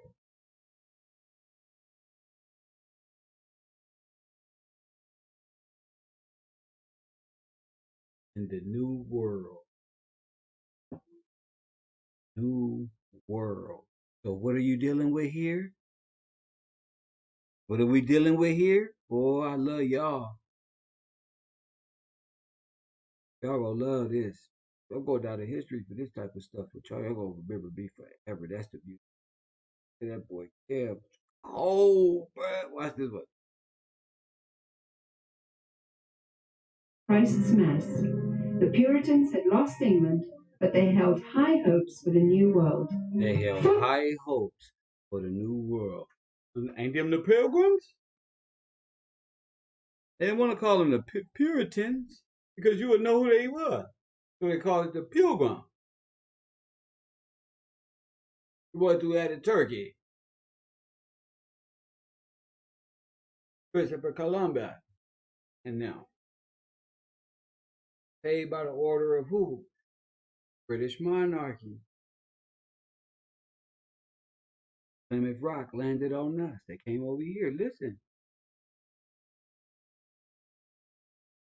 Hell, Gills. This is why I love this.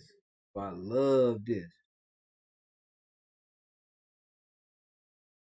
Following England's lead in 1659, the colonies of America had likewise outlawed Christmas. For 200 years, the clergy... The people they did what? They outlawed what? Christmas. Why would they outlaw Christmas? Because that would be evil over here. That's satanic over here. That's not right. What the fuck is y'all doing? Press 1. What the fuck is these people you brought over here? Press 1. What the fuck is this? They didn't know nothing about this one. No, y'all gotta straighten up. Remember what they were just doing over there. The Puritans went over there all that with a little sanity.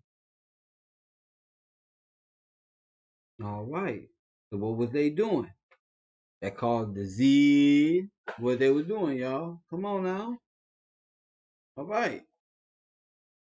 Up to no good. Following England's lead in 1659, the colonies of America had likewise outlawed Christmas. For 200 years, the clergy in New And now England... they didn't want to tell you that the Pilgrims are the Puritans who came over here from them, but they are that. They rather say, no, there was Pilgrims who fled. They ain't fled shit. They lost a political faction that was separate. They lost a couple years. They were fucked up. Christ's Mass. The Puritans had lost England, but they held high hopes for the New World. Following England's lead in 1659, the colonies of America had likewise outlawed Christmas. For 200 years, the clergy... For how long? 200 years. In New England battled to keep the riotous celebrations honoring the pagan god Saturn from it. You understand? Infiltrating the New World. The Reverend Cotton Mather had warned in a Christmas Day sermon in 1712, "Can you in your conscience think that your Holy Saviour is honoured by hard drinking, lewd revelling, and by a mass fit for none but Bacchus or Saturn?" But the public's taste for sin and revelry persisted. In 1828, gang rioting during the Saturnalia-like Christmas celebrations got so bad that cities such as New York were forced to institute a professional police force for the first... Boom. Boom. Let's go back. Saturnalia-like Christmas celebrations got so bad that cities such as New York were forced to institute a professional police force for the first... Why you think this is all symbolic to defund the police, Antifa stuff? All this is symbolic for the grand SATURN. This shit is the same shit. In order to control the savagery. Christmas was not widely celebrated. In many cases, many places, Christmas celebrations were actually outlawed. By the mid-19th century, American churches were the last remaining holdout in the war against the validation of Christmas. I told you. What churches? American churches. That mean, let me tell you what they mean. The spirit of black people was the last. Y'all gotta believe me. Y'all saved, not just me. We saved the world. Look, the spirit of the original church in America. Okay? The last holdout. Satan's king. All they want to do is conquer you. I'm telling you. And if you just turn from your wicked ways, y'all, one at a time. we know, it's like fight. We just fight out here, man. American real rap. Churches were the last remaining holdout in the war against the validation of Christmas. However, they too finally succumbed as a result of the efforts of the American Sunday School Society. The American Sunday School Society. The son and daughter of the Puritans and the Confederacy and the Britons. They found a way to get, man. When we think you at Sunday school, listen, this was already done, y'all. Who began advocating Christmas programs for children as a method of filling the pews. It's like filling the pews is like getting more money on their taxes or something. It's like what the schools do to get you in preschool. Same shit. Okay? Don't let these people fool you with all of these jargon words. Society argued that children could be taught about the birth of Christ through the reenactment of the Nativity. See? They also... See? That's how they know y'all children. Y'all ain't but a bunch of kids. So through the reenactment of the Nativity, y'all can learn offered candy and treats to the children as a means of enticing families into accepting the holiday, despite its notorious history and blatantly pagan roots. The successful technique of bribing children with candy would later be used on an unsuspecting American populace in the effort to promote the acceptance of the pagan rituals of Halloween. However, it was the work of England's most popular writer, Charles Dickens, whose ghostly 1840... That's cool. That's cold, y'all. That's cold, family. They'll trick us with candy to make us accept pagan roots. The successful technique of bribing children with candy would later be used on... And what's the name? What's the name of the famous Easter Halloween candy companies? The big one? Mars and M&M. Mars and Jupiter. Some old bullshit. Suspecting American populace in the effort to promote the acceptance of the pagan rituals of Halloween. However, it was the work of England's most popular writer, Charles Dickens, whose ghostly 1843 book, A Christmas Carol, cemented the Christmas holiday in the hearts of Americans forever. By 1875, the Puritans had been beaten, and by 1890, all American states had voted to make Christmas a legal holiday.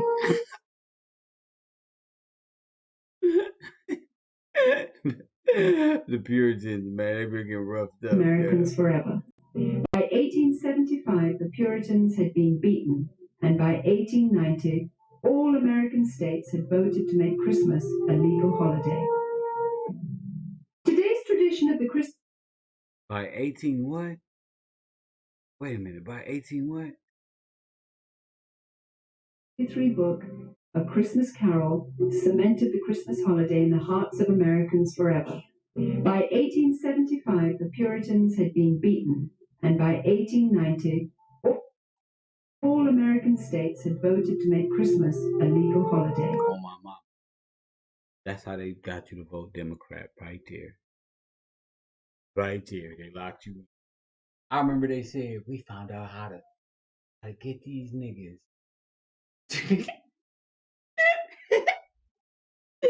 Give them something. Them motherfuckers, one time a year. Just give them something. Like a toy. Found out. When was you in radical Republican? 1895, you were Republican. By 1930 something, or you full blown Democrat. The acceptance of Satan, nigga. Saturnalia. I'm teaching y'all for real. This is fucking me up right now because I'm learning as I teach. That y'all don't know. Y'all think y'all tripping. I'm tripping because I'm learning as I teach. That's some weird shit. That's how you know I'm in the spirit, because I'm learning. Kevin is learning as I talk. I can't believe what I just said. I've been unraveling all day. The Puritans has been taken. Shout out to the Puritans. Them some good old white folk, man. They just keep losing. I don't think they keep losing though, y'all. I think the Puritans are here as the first ones, like little missionaries, to trick us and get us drunk and shit. Then they disappear and their homies pull up on us. Here go the more Puritans. There's more. Boom. That's how I think the shit popped off. They established a stronghold. Colonies and shit was flying. Oh yeah. Remember Collie and Thugs? They just get to know you by using little, oh yeah. Oh, that's y'all God? Let me learn. Yeah, like boom, and then they wait, get you drunk, and then what they do? Until you chilling, and then they smother you. Right? The Puritans had been beaten, and by 1890, all American states had voted to make Christmas a legal holiday. Today's tradition of the Christmas Yule log stems directly from the pre-Christian Scandinavian fertility god Yule. Another good example of the pagan elements of Christmas is the whole concept of Yule. and the Yule log. The very term is derived from the Norse god Yule, spelled Jul, and every year around Christmas time, a huge log was cut down and fashioned into a fertility symbol, and then burned for 12 days. And on each successive day, a new sacrifice to the god Yule was performed in the fire, and a new sacrificial victim was burned to death. Sometimes, but not always, these sacrificial victims were human beings. Mistletoe, when used in the casting of Wiccan or Druidic spells, could render a woman helpless and open to sexual exploitation. This is where we get our custom of hanging mistletoe in doorways today. And if a woman is caught underneath, she may be kissed and must not resist. The fir tree. You gotta give it up. The mistletoe. All of these things typically come from overtly pagan traditions, typically from Northern Europe, German, Norse, and English. Likewise, evergreen trees have always represented sex and fertility in pagan culture. They knew what it was. During the winter solstice. They knew what it was during Saturnalia. They knew what it was, trust me, bro. They wasn't playing, bro. They wasn't doing none of that stuff, bro. And this bro, they had this shit so turned up. That Saturnalia Roman place, bro. They had that motherfucker turned to the misnax. They say, how you doing? They put the, bro, you know how you be doing it at work? How you doing? I got it. And you get slapped and shit. But just imagine when you get to work and they get caught without no protection. Just, you know the rules because you in the Masonic order, you in the secret order, you know the rules. That's what they believe in. You feel me? That's just what they believe in. The trees would be chopped down, brought inside, set up, and decorated as idols for worship. The Christmas tree was regarded as a sacred tree. The pagans of Northern Europe typically worshipped trees. They regarded trees and groves as sacred. So the bringing of the tree into the house would be a way of bringing this supernatural source of blessing into your home. That was the hope. See? That's why the Bible tell you don't cut down the tree and bring it into your house. And do this. There were spirits who resided in the trees. In the Middle Ages, there were spirits who resided in the tree, the everlasting. Tradition of the winter solstice Christmas tree primarily took root in Germany. During his reign, King George I, himself of German extraction, brought the custom to Victorian England. German immigrants settling in Pennsylvania did the same in America during the early 1800s. The concept of Santa Claus has had a long and winding history with a number of diverse cultures contributing to the composite character we have today. Beginning once again in Scandinavia, Santa's original incarnation was in the form of Odin. Odin would travel the sky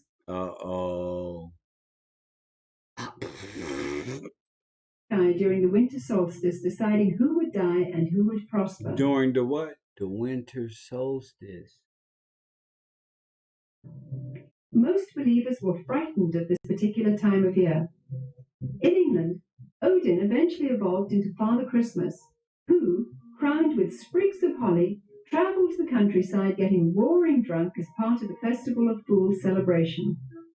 Frequently, he would be accompanied by a horned goat, ironically the biblical symbol of those who reject the salvation of Jesus Christ.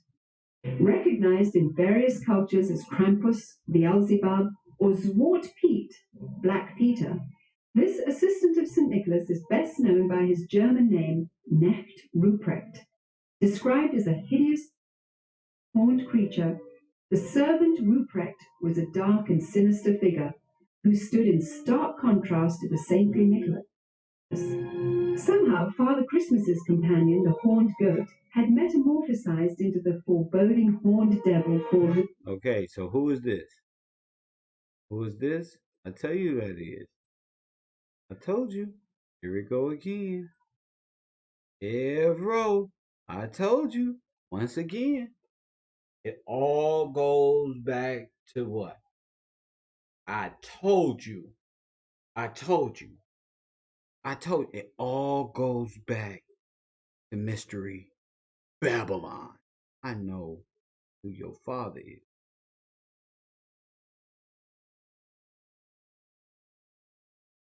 Ruprecht. As St. Nicholas travelled from house to house, inquiring about the behaviour of children, Ruprecht would drop candy and gifts down the chimney into the good children's shoes which had been placed there. It was from this story that we get our tradition of hanging stockings on the mantle at Christmas time. If able to recite a verse or demonstrate a skill for St. Nicholas, the child would receive a gift. If unable to remember a verse, or if the child had been bad, he or she would receive a switch or a whip.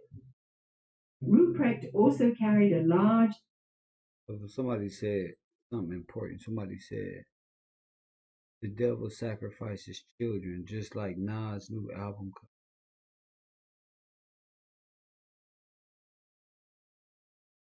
The version. You got it, A1. You got it. Sack which he would frequently use to haul away the really bad boys and girls. 19th century writer Theodore Storm, in his story about Knecht Ruprecht, even goes so far as to describe the switches given to the children by Ruprecht as tools to be used in... I told you. Who gets sticks in movies? Harry Potter. Don't they all get little sticks? Come on. For St. Nicholas, the child would receive a gift. If unable to remember a verse, or if the child had been bad, he or she would receive a switch or a whip. Ruprecht also carried a large sack which he would frequently use to haul away the really bad boys and girls. 19th century writer Theodore Storm, in his story about Knecht Ruprecht, even goes so far as to describe the switches given to the children by Ruprecht as tools to be used in sadomasochistic rituals.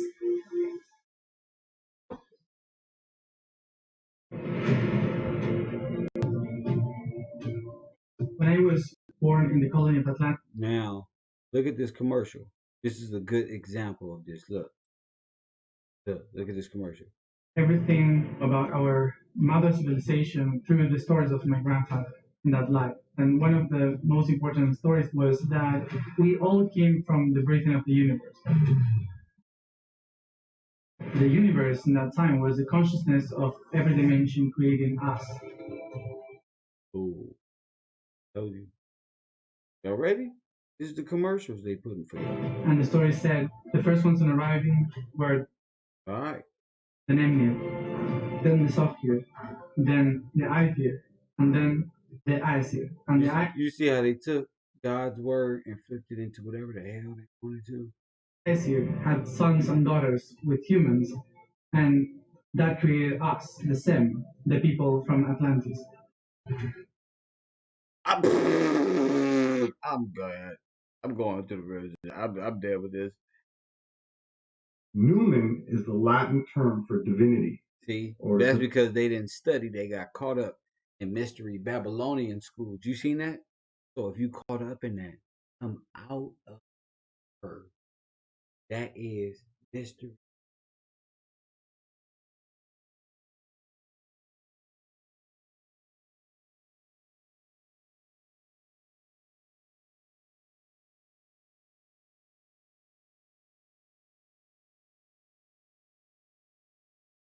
Incredible. Feel good. Feel real. Divine presence, divine will, or divine mind. Kronos, or Saturn, was also seen as a universal numen in certain esoteric interpretations, which signifies the hidden, called by Latin Deus Latius, the hidden God, or in other words, the occult principle of all things. According to Varro, an ancient Roman scholar and writer, and I quote, "He that produceth out of himself..." Look, boom. There it is. the hidden seeds and forms of all things, and swalloweth them up into himself again. From here we may enter into a deeper understanding of the ancient mysteries. Some of whom we today call pagans believe God to be diffused throughout all things.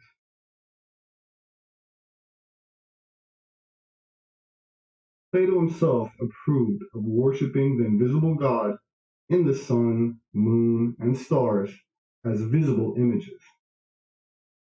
Moon and stars as visible images. So when NASA, aka Satan, told y'all it was moons and stars outside in the atmosphere, what was they doing? Satan is so above the stars coming to be. He ain't left nowhere, you know that. So the devil's a lie. That big old helium ball y'all be looking at, I don't know what the hell that is. Zohar explains the term Ein Sof as follows, and I quote, "Before he gave any shape to the world, before he produced any form, he was alone, without form, and without resemblance to anything else.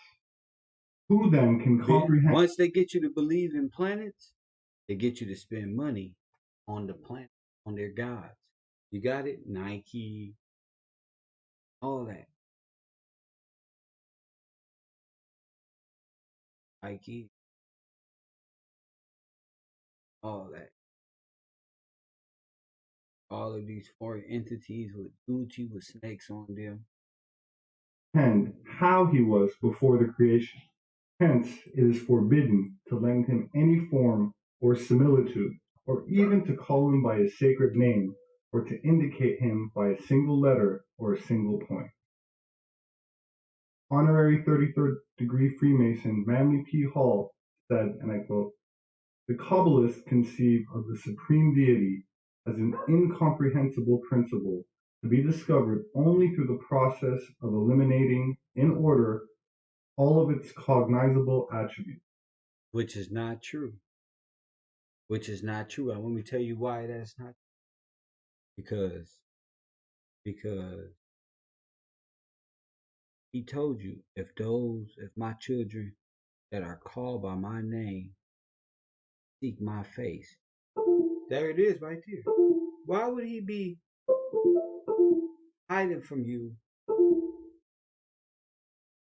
telling you to seek his face and say his name? That got to be the most important thing. And once you realize you are the bloodline, you are of him, you're going to know it. You're going to know it. That which remains when every noble thing has been removed is Ein Sof, the eternal state of being. Although indefinable, the absolute permeates all space. Abstract to the degree of inconceivability, Ein Sof is an unconditioned state of all things. Substances, essences, and intelligences are manifested out of the inscrutability of Ein Sof. No. And that's where they get, there it is, more worship. But the absolute itself is without substance, essence, or intelligence. Ein Sof was referred to by Kabbalists as the most ancient of all the ancients. Told you. No intelligence. Ignorant. It was always considered as sexless. Its symbol was a closed eye. Its symbol was what? Its symbol was what? Its symbol was what? Substances, essences, and intelligences are manifested out of the inscrutability of Ein Sof. But the absolute itself is without substance, essence, or intelligence. So, but the absolute itself, substance or intelligence, that got to be programmed into you to that type of. Ein Sof was referred to by Kabbalists as the most ancient of all the ancients. It was always considered as sexless. Its symbol was a closed eye. And that represents that you're a part of that.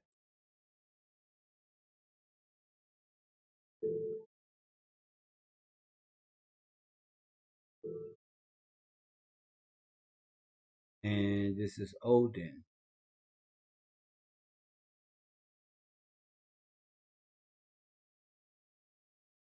which is the black sun.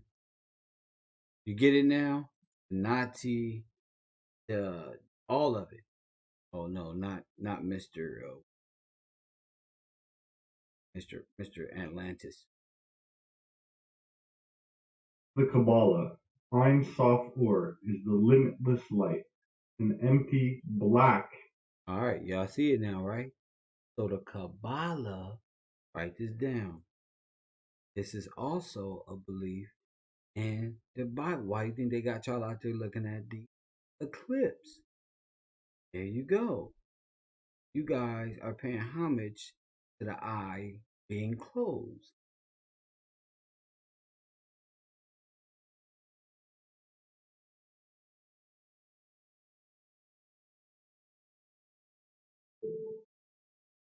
According to the Kabbalah, Ein Sof Or is the limitless light, an empty, black, silent void that expands itself into boundless proportions, filling itself with metaphysical substance various philosophers have named luminiferous ether. See, luminiferous ether. So say it with me. Luminiferous ether. Okay, so thank you. I'm glad there's a lot of things out here to learn. We don't got too much more to go. All of this in representation of the left eye god, Odin. Remember the ring of Saturn?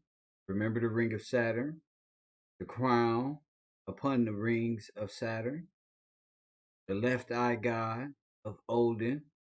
Remember they showed you Passion of the Christ? And they took Christ and they did what? They beat him so bad, they had to show you the left eye God. There you go. You see how they confuse you? Yes, the movie's great. They know it's going to get. They know this stuff. A lot of truth there.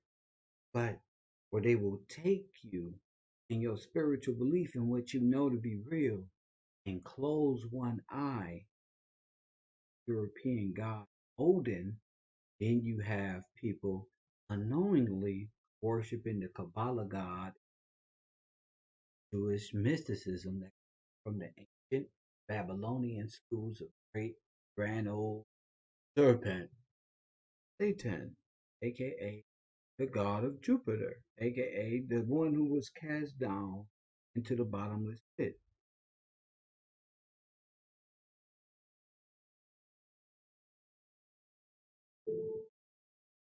According to the Kabbalah, Ein Sof Or is the limitless light, an empty, black, silent void that expands itself into boundless proportions, filling itself with metaphysical substance various philosophers have named luminiferous ether, or an electromagnetic azot.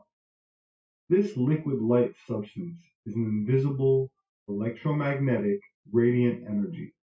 Its vibratory emanations are far too subtle to be perceived by or through any of our dense senses. Being an invisible black light, 6,000 years ago, the high priests of ancient Egypt declared, "Behold, our God is a black God, too brilliant for mortal eyes." See? This might help to explain not only the black Osiris, but also the black Madonna, the black Kali, and other deities associated with darkness. Oh my goodness. That said, the white Osiris is the manifest physical universe we perceive and which the Bible calls day. Modern physicists now declare physical substance fundamentally be comprised of a light substance in vibration. They have yet to declare just what this light vibration might be, however. The smallest physical particle for years has been known as the quark.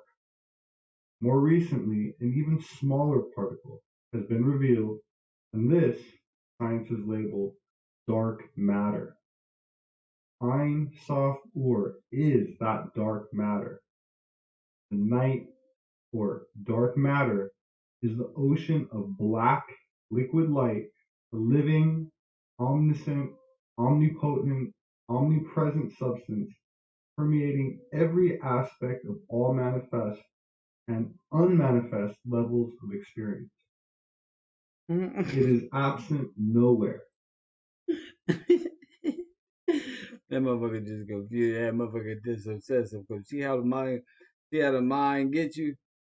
See? The CERN. Look, somebody said CERN. You see? There it is there. CERN, the collider, atoms, the secret, quantum physics, nothing's real. Zoom, and boom, boom, boom. Here it comes. Here it comes. There it is. And then CERN is Kali, right? 6, 6, 6. There you go. And they say what? 666 only stands for what? Man. Right? But that's what it says. The Black Man X or Dark Man X. You know, the doggone.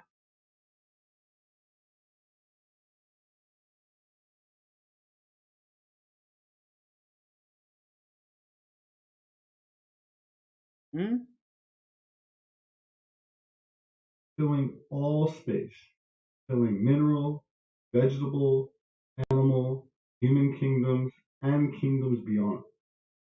A continuing emanation. Every point exudes its own light and life.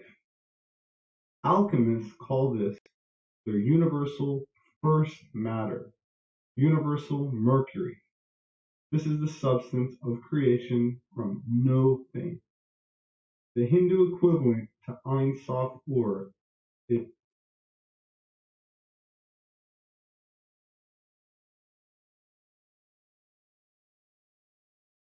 What is the mark of the on the forehead and the right hand? Oh, tripping, G. is Mula Prakriti, the root matter.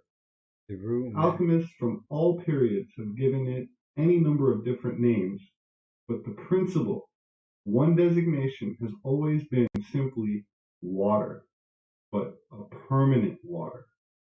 Water gods. And that's all that space is. Water. So what y'all think is going on in space is going on in the ocean. You're dealing with different kingdoms and stuff because these demons and stuff was cast down. The Bible say, whoa, that Satan and the fallen ones have fallen down to earth. They have come down here and been thrown down here. Think about it. You know, think about that. Think about it. My name is Robert Shepard. Ain't they finding out now? Ain't they finding out now? Author. That space is not even real and that they filming a lot of this underwater. Ain't that what a lot of these theorists are saying? Yes, they are. Why? Because that's where they at. Underwater. Trying to get a hold of these species that they don't know what the fuck. The further they get, the bigger shit get, the bigger shit, man. You talking about Moby Dick. You feel me? That's where all that is, the marine kingdom. How many of y'all people know about this stuff?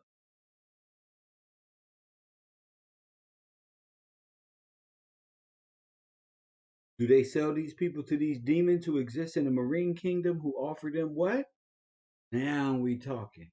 Talking mermaids, you talking all of this other stuff, but this is where else would you get fish gods? Fish gods would be in the water, not set themselves above the stars. Press one. What would a fish god be setting himself above the stars for? Because he's confounded. And who knows? God may let him out the bottomless pit, right? And you go back and watch these movies where these alien spaceships come out the ocean. They think it's coming from the sky. I guarantee you, It just come right out the ocean. Just the fuck? Celestial being been right here the whole time. Bet you. Bet you. The Abyss. Remember the show The Abyss? Well, ain't that where the devil is cast to? The bottomless pit, aka the movie Abyss, where the man went all the way down there. He floated all the way down, and then the celestial water being came and gave him some air and guided him through. What the hell? And then they was on the ship, and then the ship came right out the water, all his ass, and then where they went? Did they fly off into this outer space? Mm-mm. They went right back down in the ocean. Makes sense when the rockets land back in the water, right? Don't the rockets always go right over the ocean and go where? Right in the water.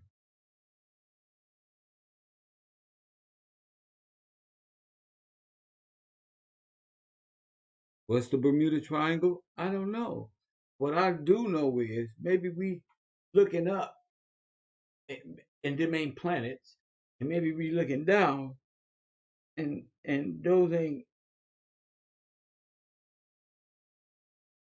monstrous water mammals out there. You know what I'm saying? Like we gotta really put things in perspective. The only dinosaurs I see around this motherfucker is Moby Dick and them in that damn ocean, which you cannot go. And also, y'all want to know some crazy shit about the ocean? There's a place in the ocean where you got all of this water, right? Big containment of water. There's a place in the ocean where there's a ceiling of water. Well, there's a lake inside the ocean. I can't believe I just said some shit. Come on, we got it. I can't believe I just said that. There's a lake inside of the ocean. A lake. I'm watching watching one of these shows. This white man went to the depths. You know this? Flat earthers know what I'm talking about. You know they said the man who went to the moon, who went the furthest, hey, had him in the commercial doing that little rocket ship going out the moon. What did they say in the beginning? What is the same principle about this person? That this is the same dude who went the furthest underwater. It's the same motherfucker who went the furthest all the way to the top. You feel what I'm saying? As above, so below. I think space is down there. I'm just saying submarine type of shit. Cause they can't even really go nowhere. They can't go nowhere. They can't go nowhere. They playing submarine bullshit ass old Cold War games with each other. They can't go nowhere under this water though. That's where they can't forget space. They can't go underwater. I'm gonna fuck what's under there. And I think they got to Pickard. Thank you, doctor. Thank you. Now we here, y'all. Thank you. I think they're going underwater trying to get to the bottomless pit.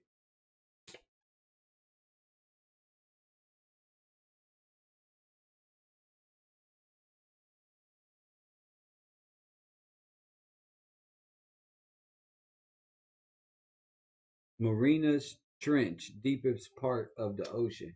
Ain't that crazy? Because there's Marina Max whale, and we all know whale has to do with water. Full name. We know Marina has something to do. Maximum whale. Max deep. What is a whale? Deep. Maximum deep. Maybe deep state. Who knows? What I'm saying is there are no coincidences. You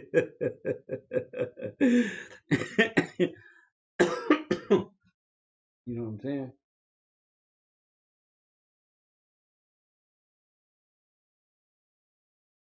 I'm gonna open up the phone line just in case somebody wanted Talk to me before I get up out of here. This some deep shit.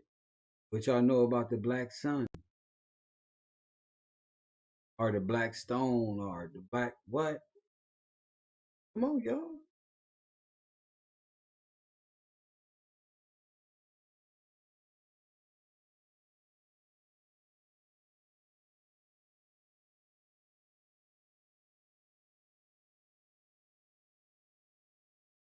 Maxwell had a submarine license. Crazy, right?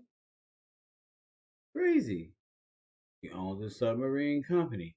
The island is a moving island. That's better known as a submarine.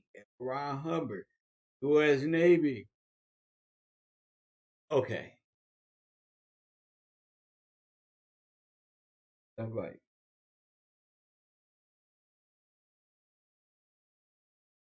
She was trying to build her underground city. Maybe. But I just want to know what about this thuggy culture and all that? Are you not? That's insane to think about that all of this was coincide with the god Kali and how it goes down, how we're living out. They had these people over here living out a Indian philosophy tradition and a lifestyle of criminality that will lead you into state penitentiary under the guise of Indian Kali goddess philosophy. That gods that the Most High told you not to believe in anyway and do the idol worshiping because they will lead you. They worship foreign gods and it'll lead you to death right there in sin right there. It'll lead you to I know it is because Kali got a sword and she got the heads of many people who shouldn't have been in her path. You get what I'm saying? They shouldn't even be in her path, his or her path.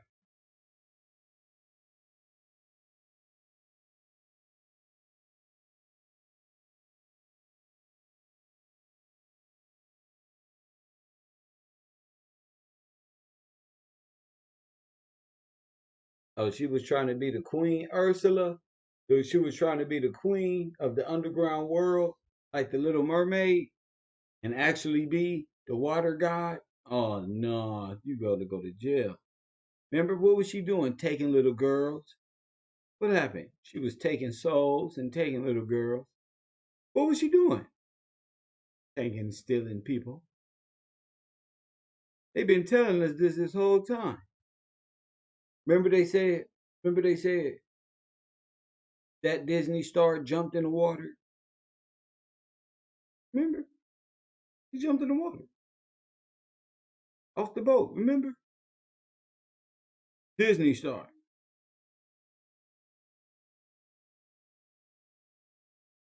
See? Not too many more after that. There was another brother who jumped in the water trying to save his son or his nephew. They went fishing. Little boy, he saved him the first time. The man almost drowned. Find his way back to the boat. The little boy jumped back in the water. The young man got to jump back in there and save him again. But the witnesses say it looked like someone grabbing him. It looked like some other shit.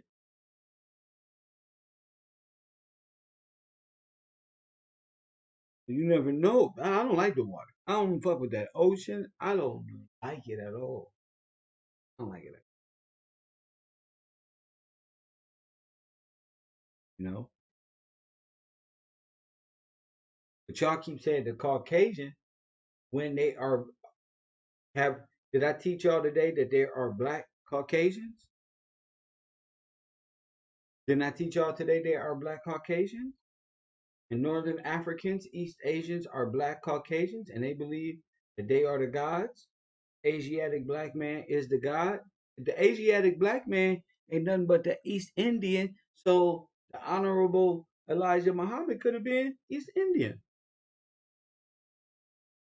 I'm just saying, this is what happens when you set in motion a free mind and allow people to think on their own. This is what happens. That's what I think like.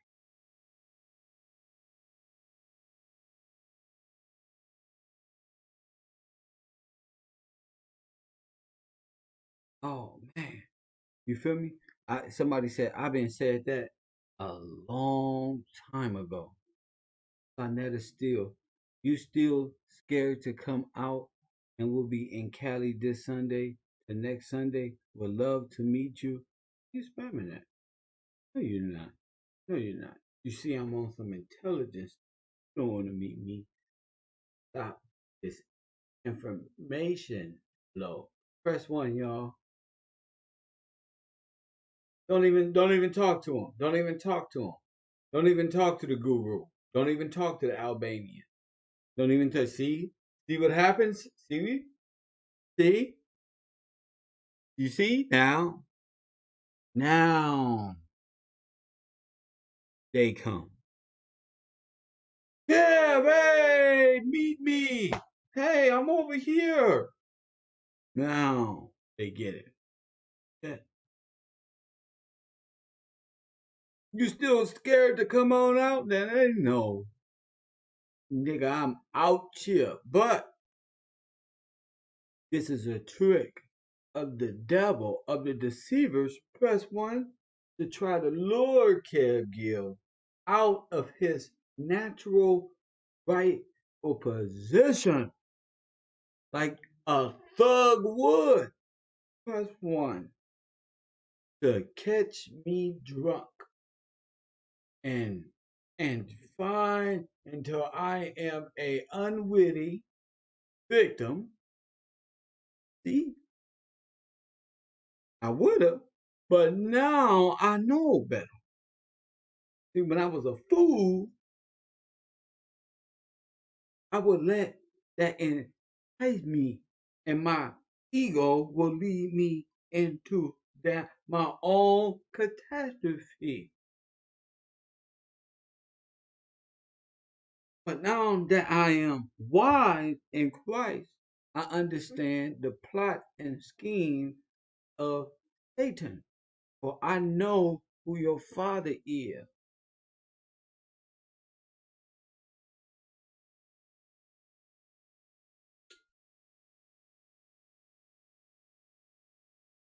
Yeah, Holly and his thugs always around. You know, they're always around. Never get enough. Watching and waiting on the prowl. Yeah, bro. Press one. Did I get it right? Of course I did. You feel me? Of course I did. Shame, family. Now, now now they bother. They don't talk about that. You know why? Because that is them. That's him right there. You want to know why he look? He's probably a Caucasian. Talking all of the. You ever seen that movie They Live? And that black activist at the end was talking all that shit. Then he turned out to be a robotic clone of them. See, you get. It's not about race, and that's what they make it about. That's what Aryans do. Jamie Lee. That's what Aryans do. They talk about black power. You white power. Black power and white power is the same. American people know George Soros is the funder of the same anti-shit. We know that now. Well, this brother come here, who y'all would call a brother, but come here and try to entice me.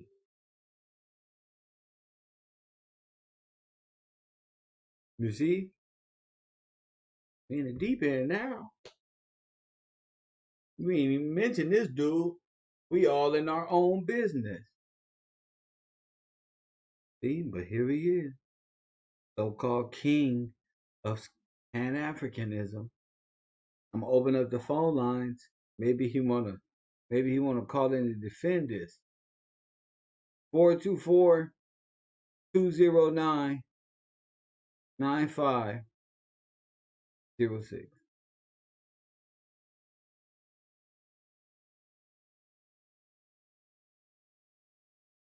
424-209. What a day. I wonder if this guy's a black Nazi of Indian descent.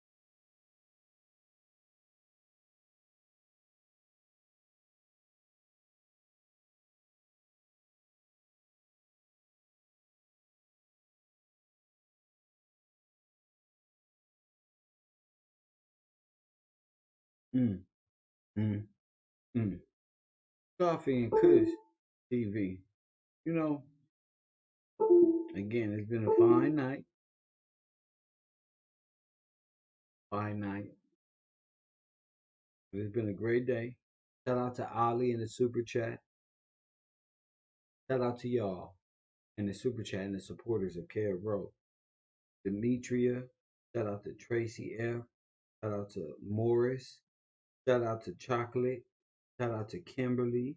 Shout out to Antoinette. Shout out to Lori. Shout out to Jamal, Willie, Antonio, Carrie, Brooklyn, Finest, Janae, Todd, Brian, the Big Purple House, Kimberly, David, TRP, Jason, Camilla, Timothy, Jamal, Neangela, Willie. Thanks to everybody who support me in the Cash App. And, you know, like I say, we do what we do. If you learn something here, over to the patreon.com/KevGills. You know, shout out to Amanda in the chat room. Shout out to you. See who up in here.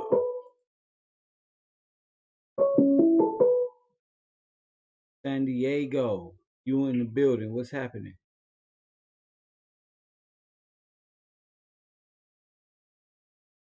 They hung up on me. They don't want me. They just okay. They're gonna troll tonight, right?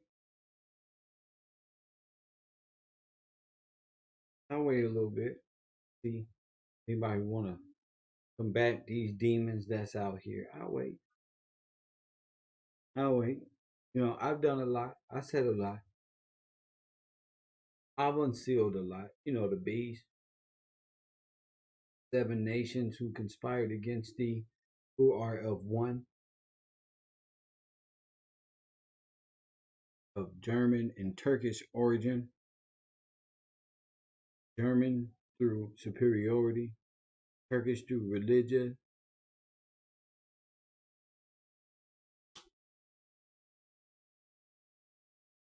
It's not about Turkey itself. It's talking about as an entirety as Aryan brotherhood. You feel me?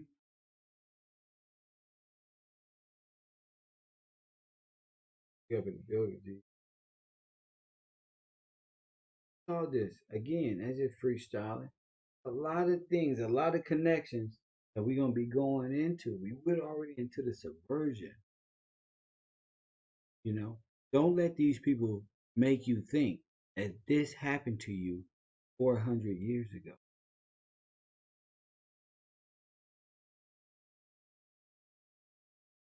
Feel me?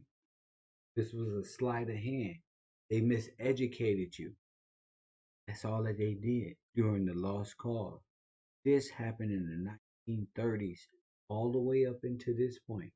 Those was Germans, Nazis, and the Klan. Albert Pike created the Klan. The Democrats created the Klan. Albert Pike created the Klan. Albert Pike had to be a Democrat. You get it? So y'all, you got to start putting things together in a condensed format now and stop thinking so far ago, because that's not you. You right here. And the Lord put a delusion on you. And until you turn from your wicked way, which is, I already told you what your wicked way is. Idol worship, which is idle time, is celebrity. Entertainment is idol worship.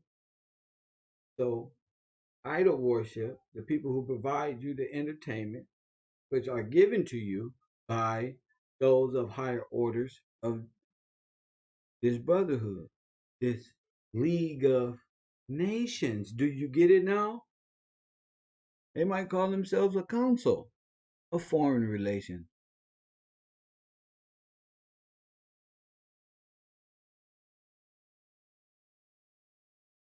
They might call themselves these things.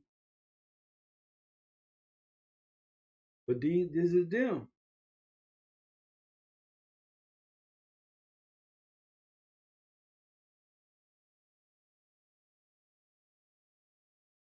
This is the beast. This is the beast. You know where Satan's seat is? You know where the beast seat is? Oh, I just told you what they is. They are the same. That sitteth upon the 7 hills. The beast. Tell you what it is.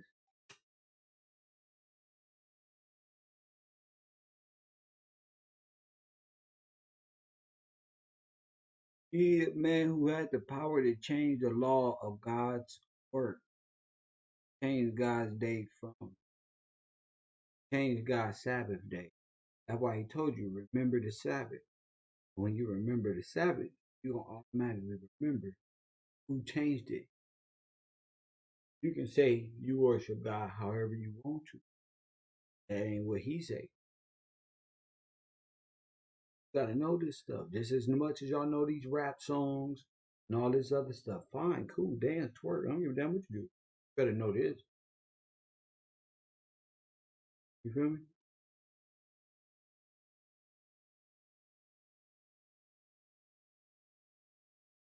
Four two four 209 9506. Any callers tonight?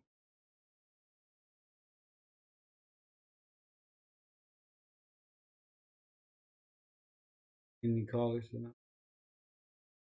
They got y'all thinking that the aliens is gonna come from the sky. Aliens is coming right over there. You feel me? What do y'all think the mystery Babylon and these temptress, Jezebels, and all of these people come from?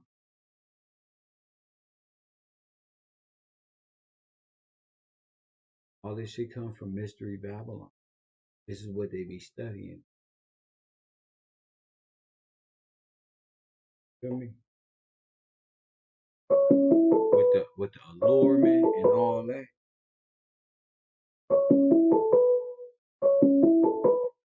Coffee and Kush TV, you on the air? What up? They hung up on me again. That's okay. Somebody else gonna call in of some substance. Y'all can hang up as much as y'all want. That don't bother me not one bit. You know why? Because I know the truth. And salvation is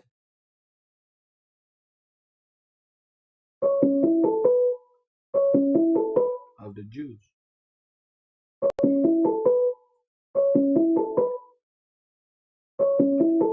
918, you in here?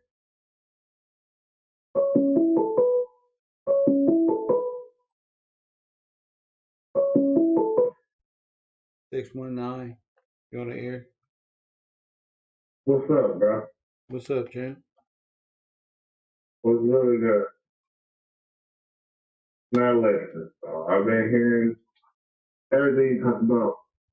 This shit is really ridiculous, bro. Like, when are we gonna get the picture, bro? Is this shit real? Or are we just recycling through history again and again and again? I don't get it. I just wanted to ask you that question, bro. I ain't gonna take up too much of your time. I know you're a serious individual. What's the question? I didn't get the question.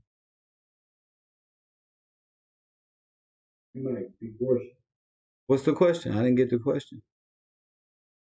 I didn't hear it, so I'm like, okay. So.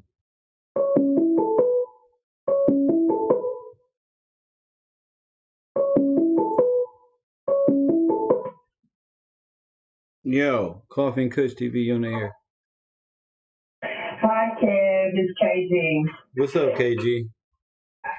I'm doing pretty good. Listen, I got a question. Because you're talking about Kali as the Hindu goddess and CERN. Have you ever heard about Kali and CERN opening up portals? Yeah. And how Kali does it with the dance steps that we do every day, and CERN does it with the pitches and the vibrations, sound, and music. Yes. So you have heard of that. Yeah, and that's so is that how they? Yeah, that's how they drawing us. That exactly get you on the frequency at the level in which you don't know that a lot of people don't understand that, and they get you on the dance. So it's an enticing dance. You know, the Beyonce represents Kali very well. If you watch her and her dance moves and her representing of the green god or the blue god, and that's just what it is, you know. And she's showing African Americans, she's having them believe that that's African tradition when that's Hinduism. But it's purpose. It's on purpose, and that's very dangerous to directly mislead God's people. That's low down. It is. It is. And for a long time, I was feeling sorry for them. I was thinking, they don't know. Right. I was always in the background while you're talking, no, kid, they don't know what they're doing. Right. They got tricked. Yeah, that is sad. I just wanted to clarify that because that's how they're perceiving it. Well, thank you for that. Thank you for the call, KG. Well, thank you for enlightening me, kid. Yes, you're ma'am. doing what you're doing. Yes, ma'am. Sometimes we don't got a choice until my eyes close. You feel me? 424-209-9506.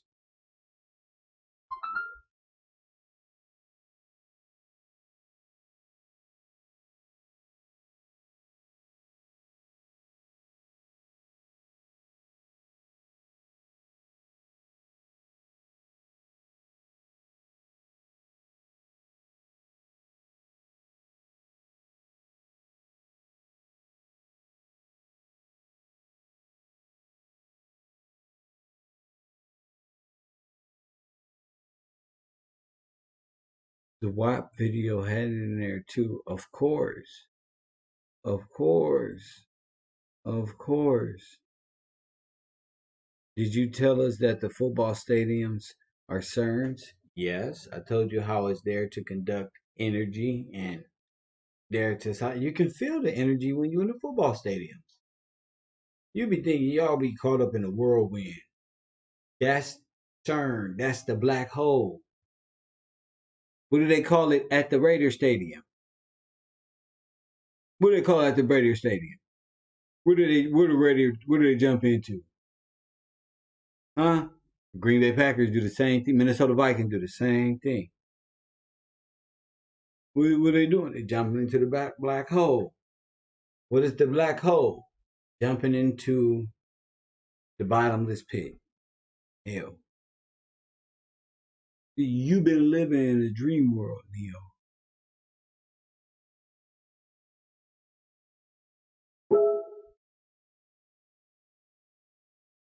Everything we've been doing has been satanic because they raised us this way.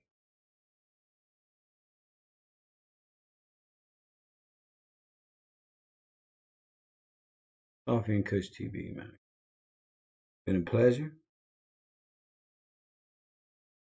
Lambo Leap. What? What do they call it? The Lambo Leap. Lambo Leap. Now, what's the thing behind that? Huh? Who the lamb? So who the sheep? So who jumping in the damn hole? Who jumping in the hole? Okay.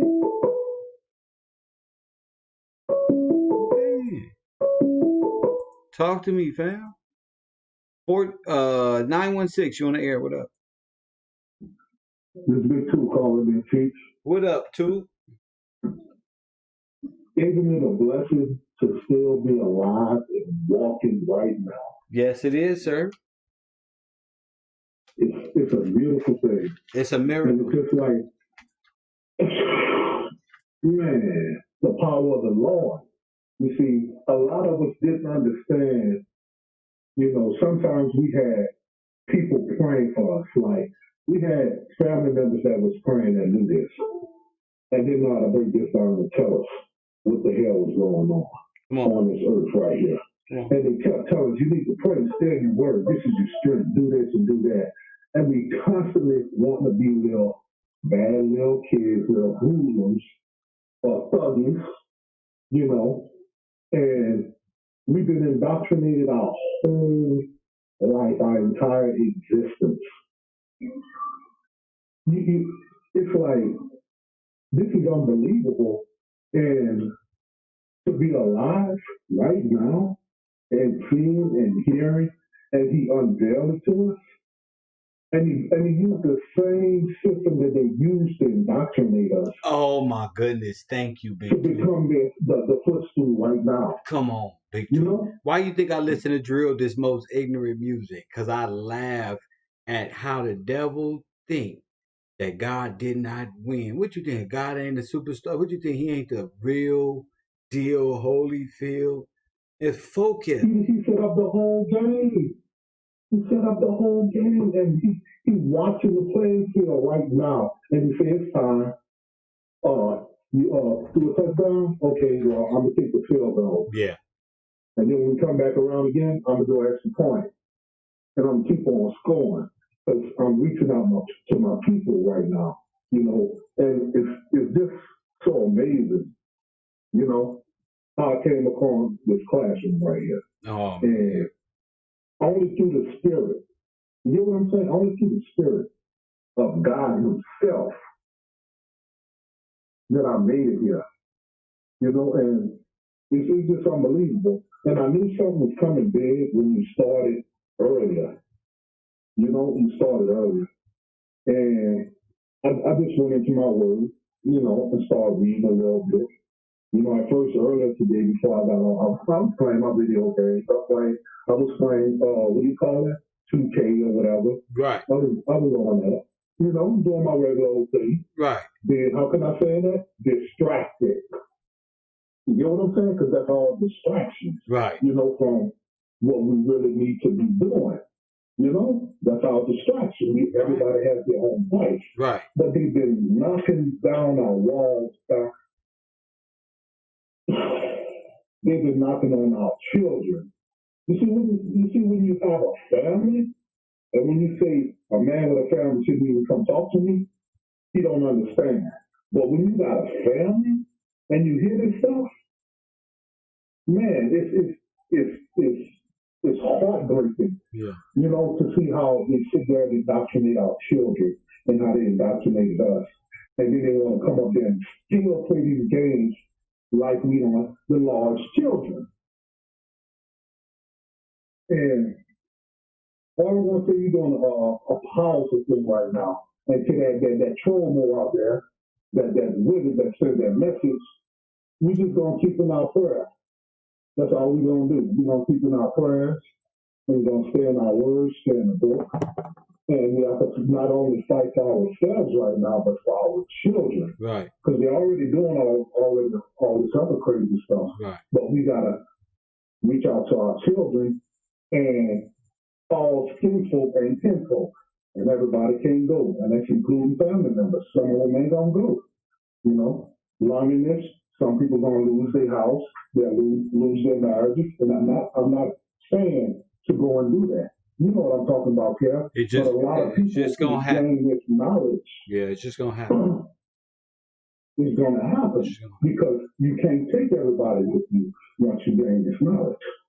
That's right. And the house is going to separate and divide. But the Most High, that he provide, families stay together. So just keeping the word and keeping the spirit, because it's a beautiful thing.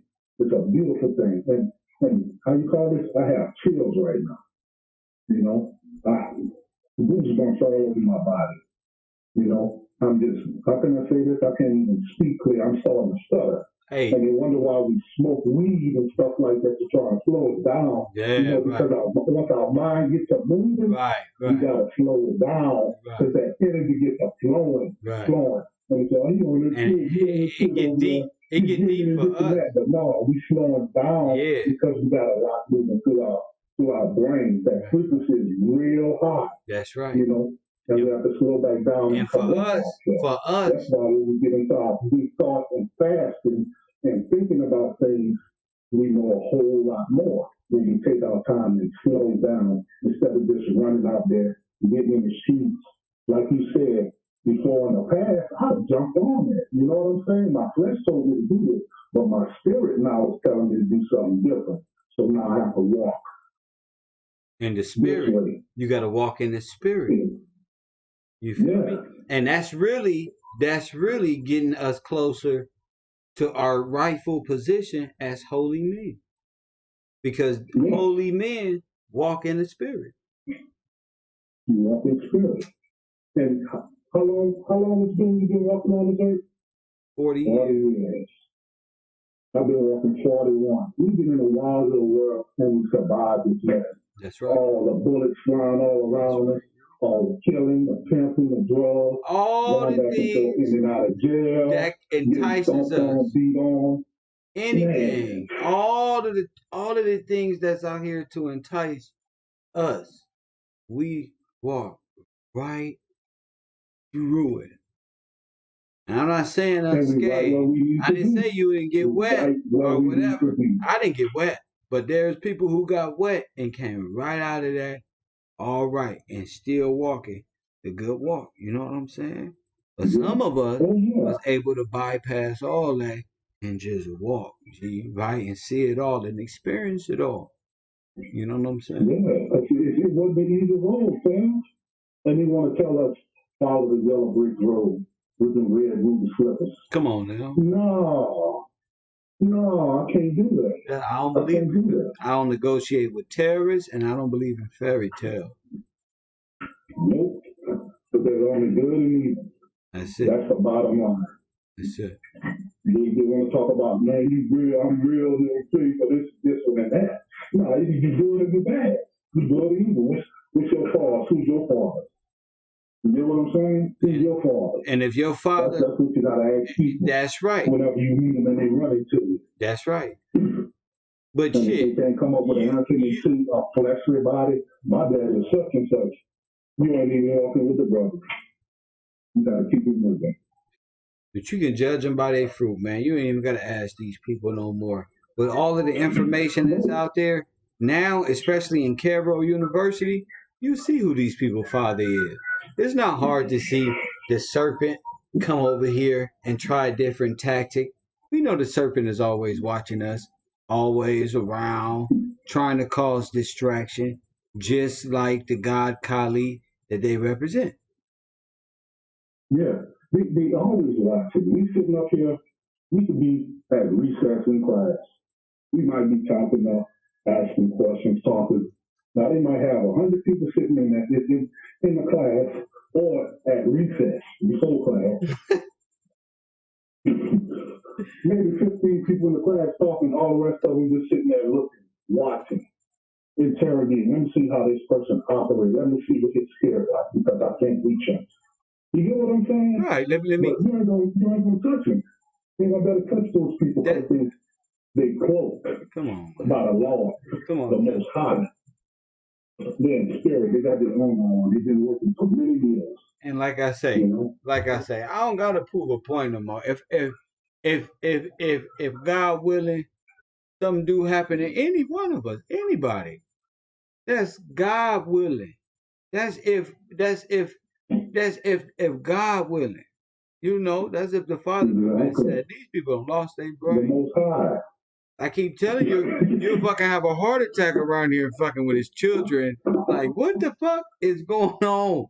You fucking around. That's y'all. You lose all kind of stuff. You think they think they're running in circles right now with them snakes over there and with that long tongue. They think they're running in circles. They ain't seen nothing that we get to working on. They said, what you said, they think they've been running in circles. That's a fucking low blow right there, man. They've been But running that's it. real though. I But know that's it's real. real. They've been doing it for centuries. Of course, And it's a telling us lies. repetition. That's the funny thing about it. You know, it feels good to be able to identify. It feels good to be identified. They low down. That's right. Now, did you All I learn can about? say Let me is, ask you something too. Did you learn about Saturn? Did you learn about Saturn today, bro?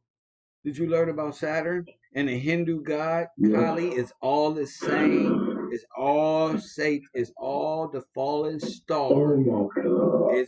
That's why the We Bible. almost That's why had- the Bible tells us not to be dismayed at what the stars, family. But go ahead, Big Two. Go ahead, man. They almost had all of my people, all of his people, my brethren. We almost, man, it's a glorious day. That's all I'm saying. It's glorious. It's glorious. You know, the Most High is doing something, bro. Like, where one or two are gathered in his name, he's in the midst. And, bro, we got a lot of people that's gathered right now in this classroom. Bro, Yes, sir. and it's a beautiful thing. And they came back with a part two. And I know we're going to continue this, but I am going to look at the stars tonight, observe. I should have started community chat on Discord so everybody can go to Discord to the community chat and just have fun in the chat or just talk about different various things in the chat room. That'd be dope. Start a small community right there on It is dope. And when you said that stuff about the water, it was like a light bulb. Oh, of course. I was like, and they want to talk about global warming because all these people getting face down to that motherfucker right now.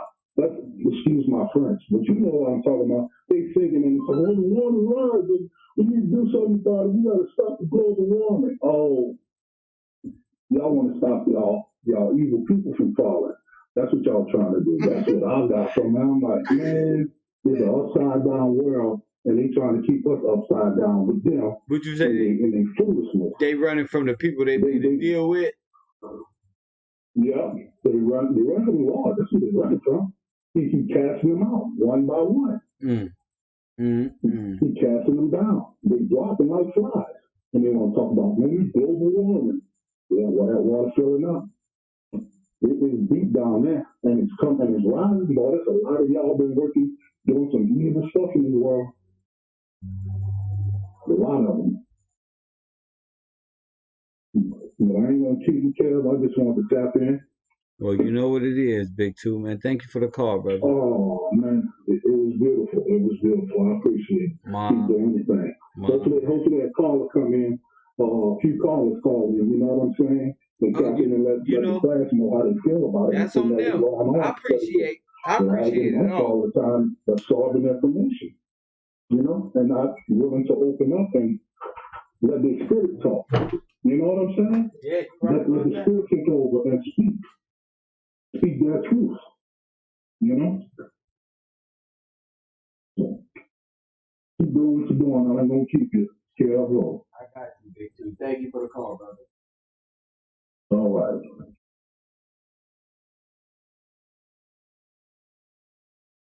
Well, look.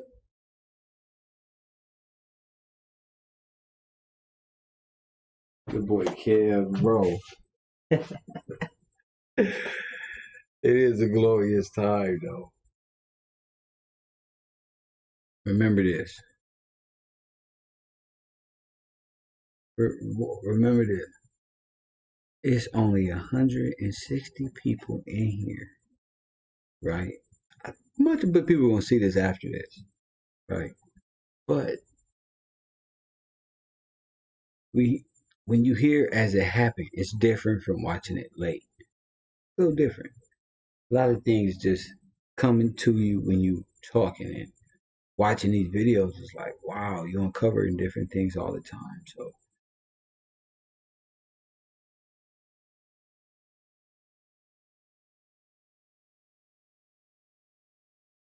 it's been a pleasure unraveling the mysteries, schools of Babylon.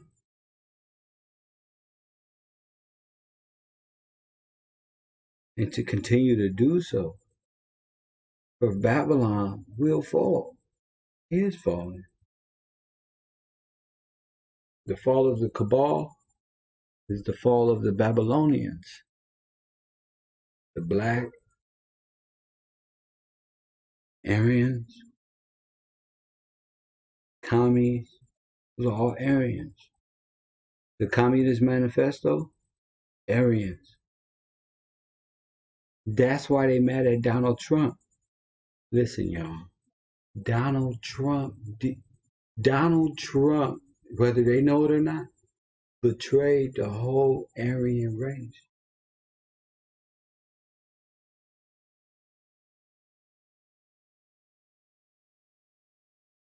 I think when y'all realize what he done, all of this is going to work to the benefit.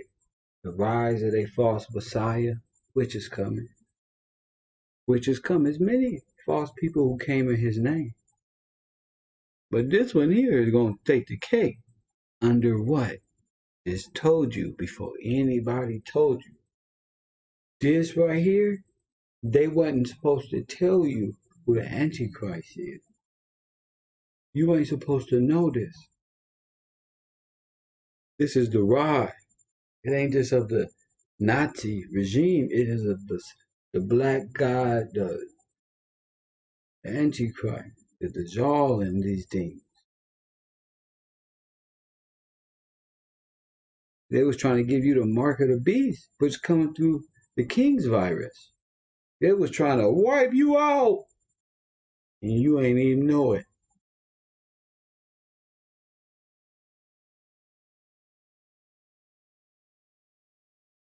They had you lined up with body bags and all type of stuff.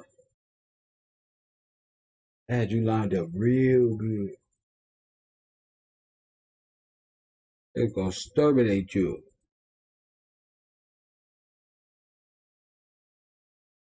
They told the story of what they was gonna do to you. Their history is what they was gonna do to you. Catch that one. That's what they were about to do to you. How many of y'all seen Dan Calloway's They Told You History in Reverse? How many of y'all seen that? Why did they tell you that in reverse? Finish it. Let's finish. So that'll mean we live in history right now. That's some prophetic shit. That means this is like the never-ending story. That means the Bible, the word is a living word. Amen?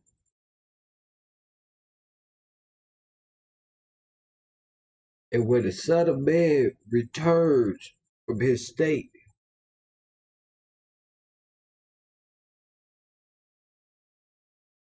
the Son of God, Son of Man returns, refined and copper-toned and fine as he is refined, and at least a spark of glory in him. Especially in today's time, just a spark is all you need. That of a mustard seed. Somebody put a mustard seed.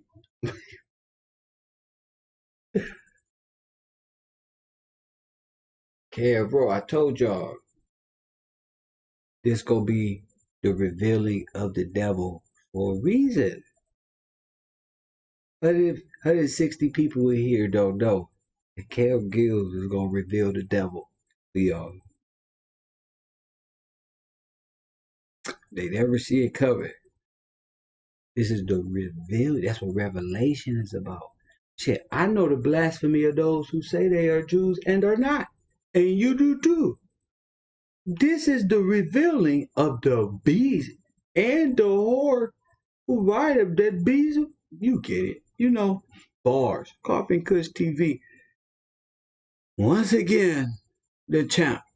And as always,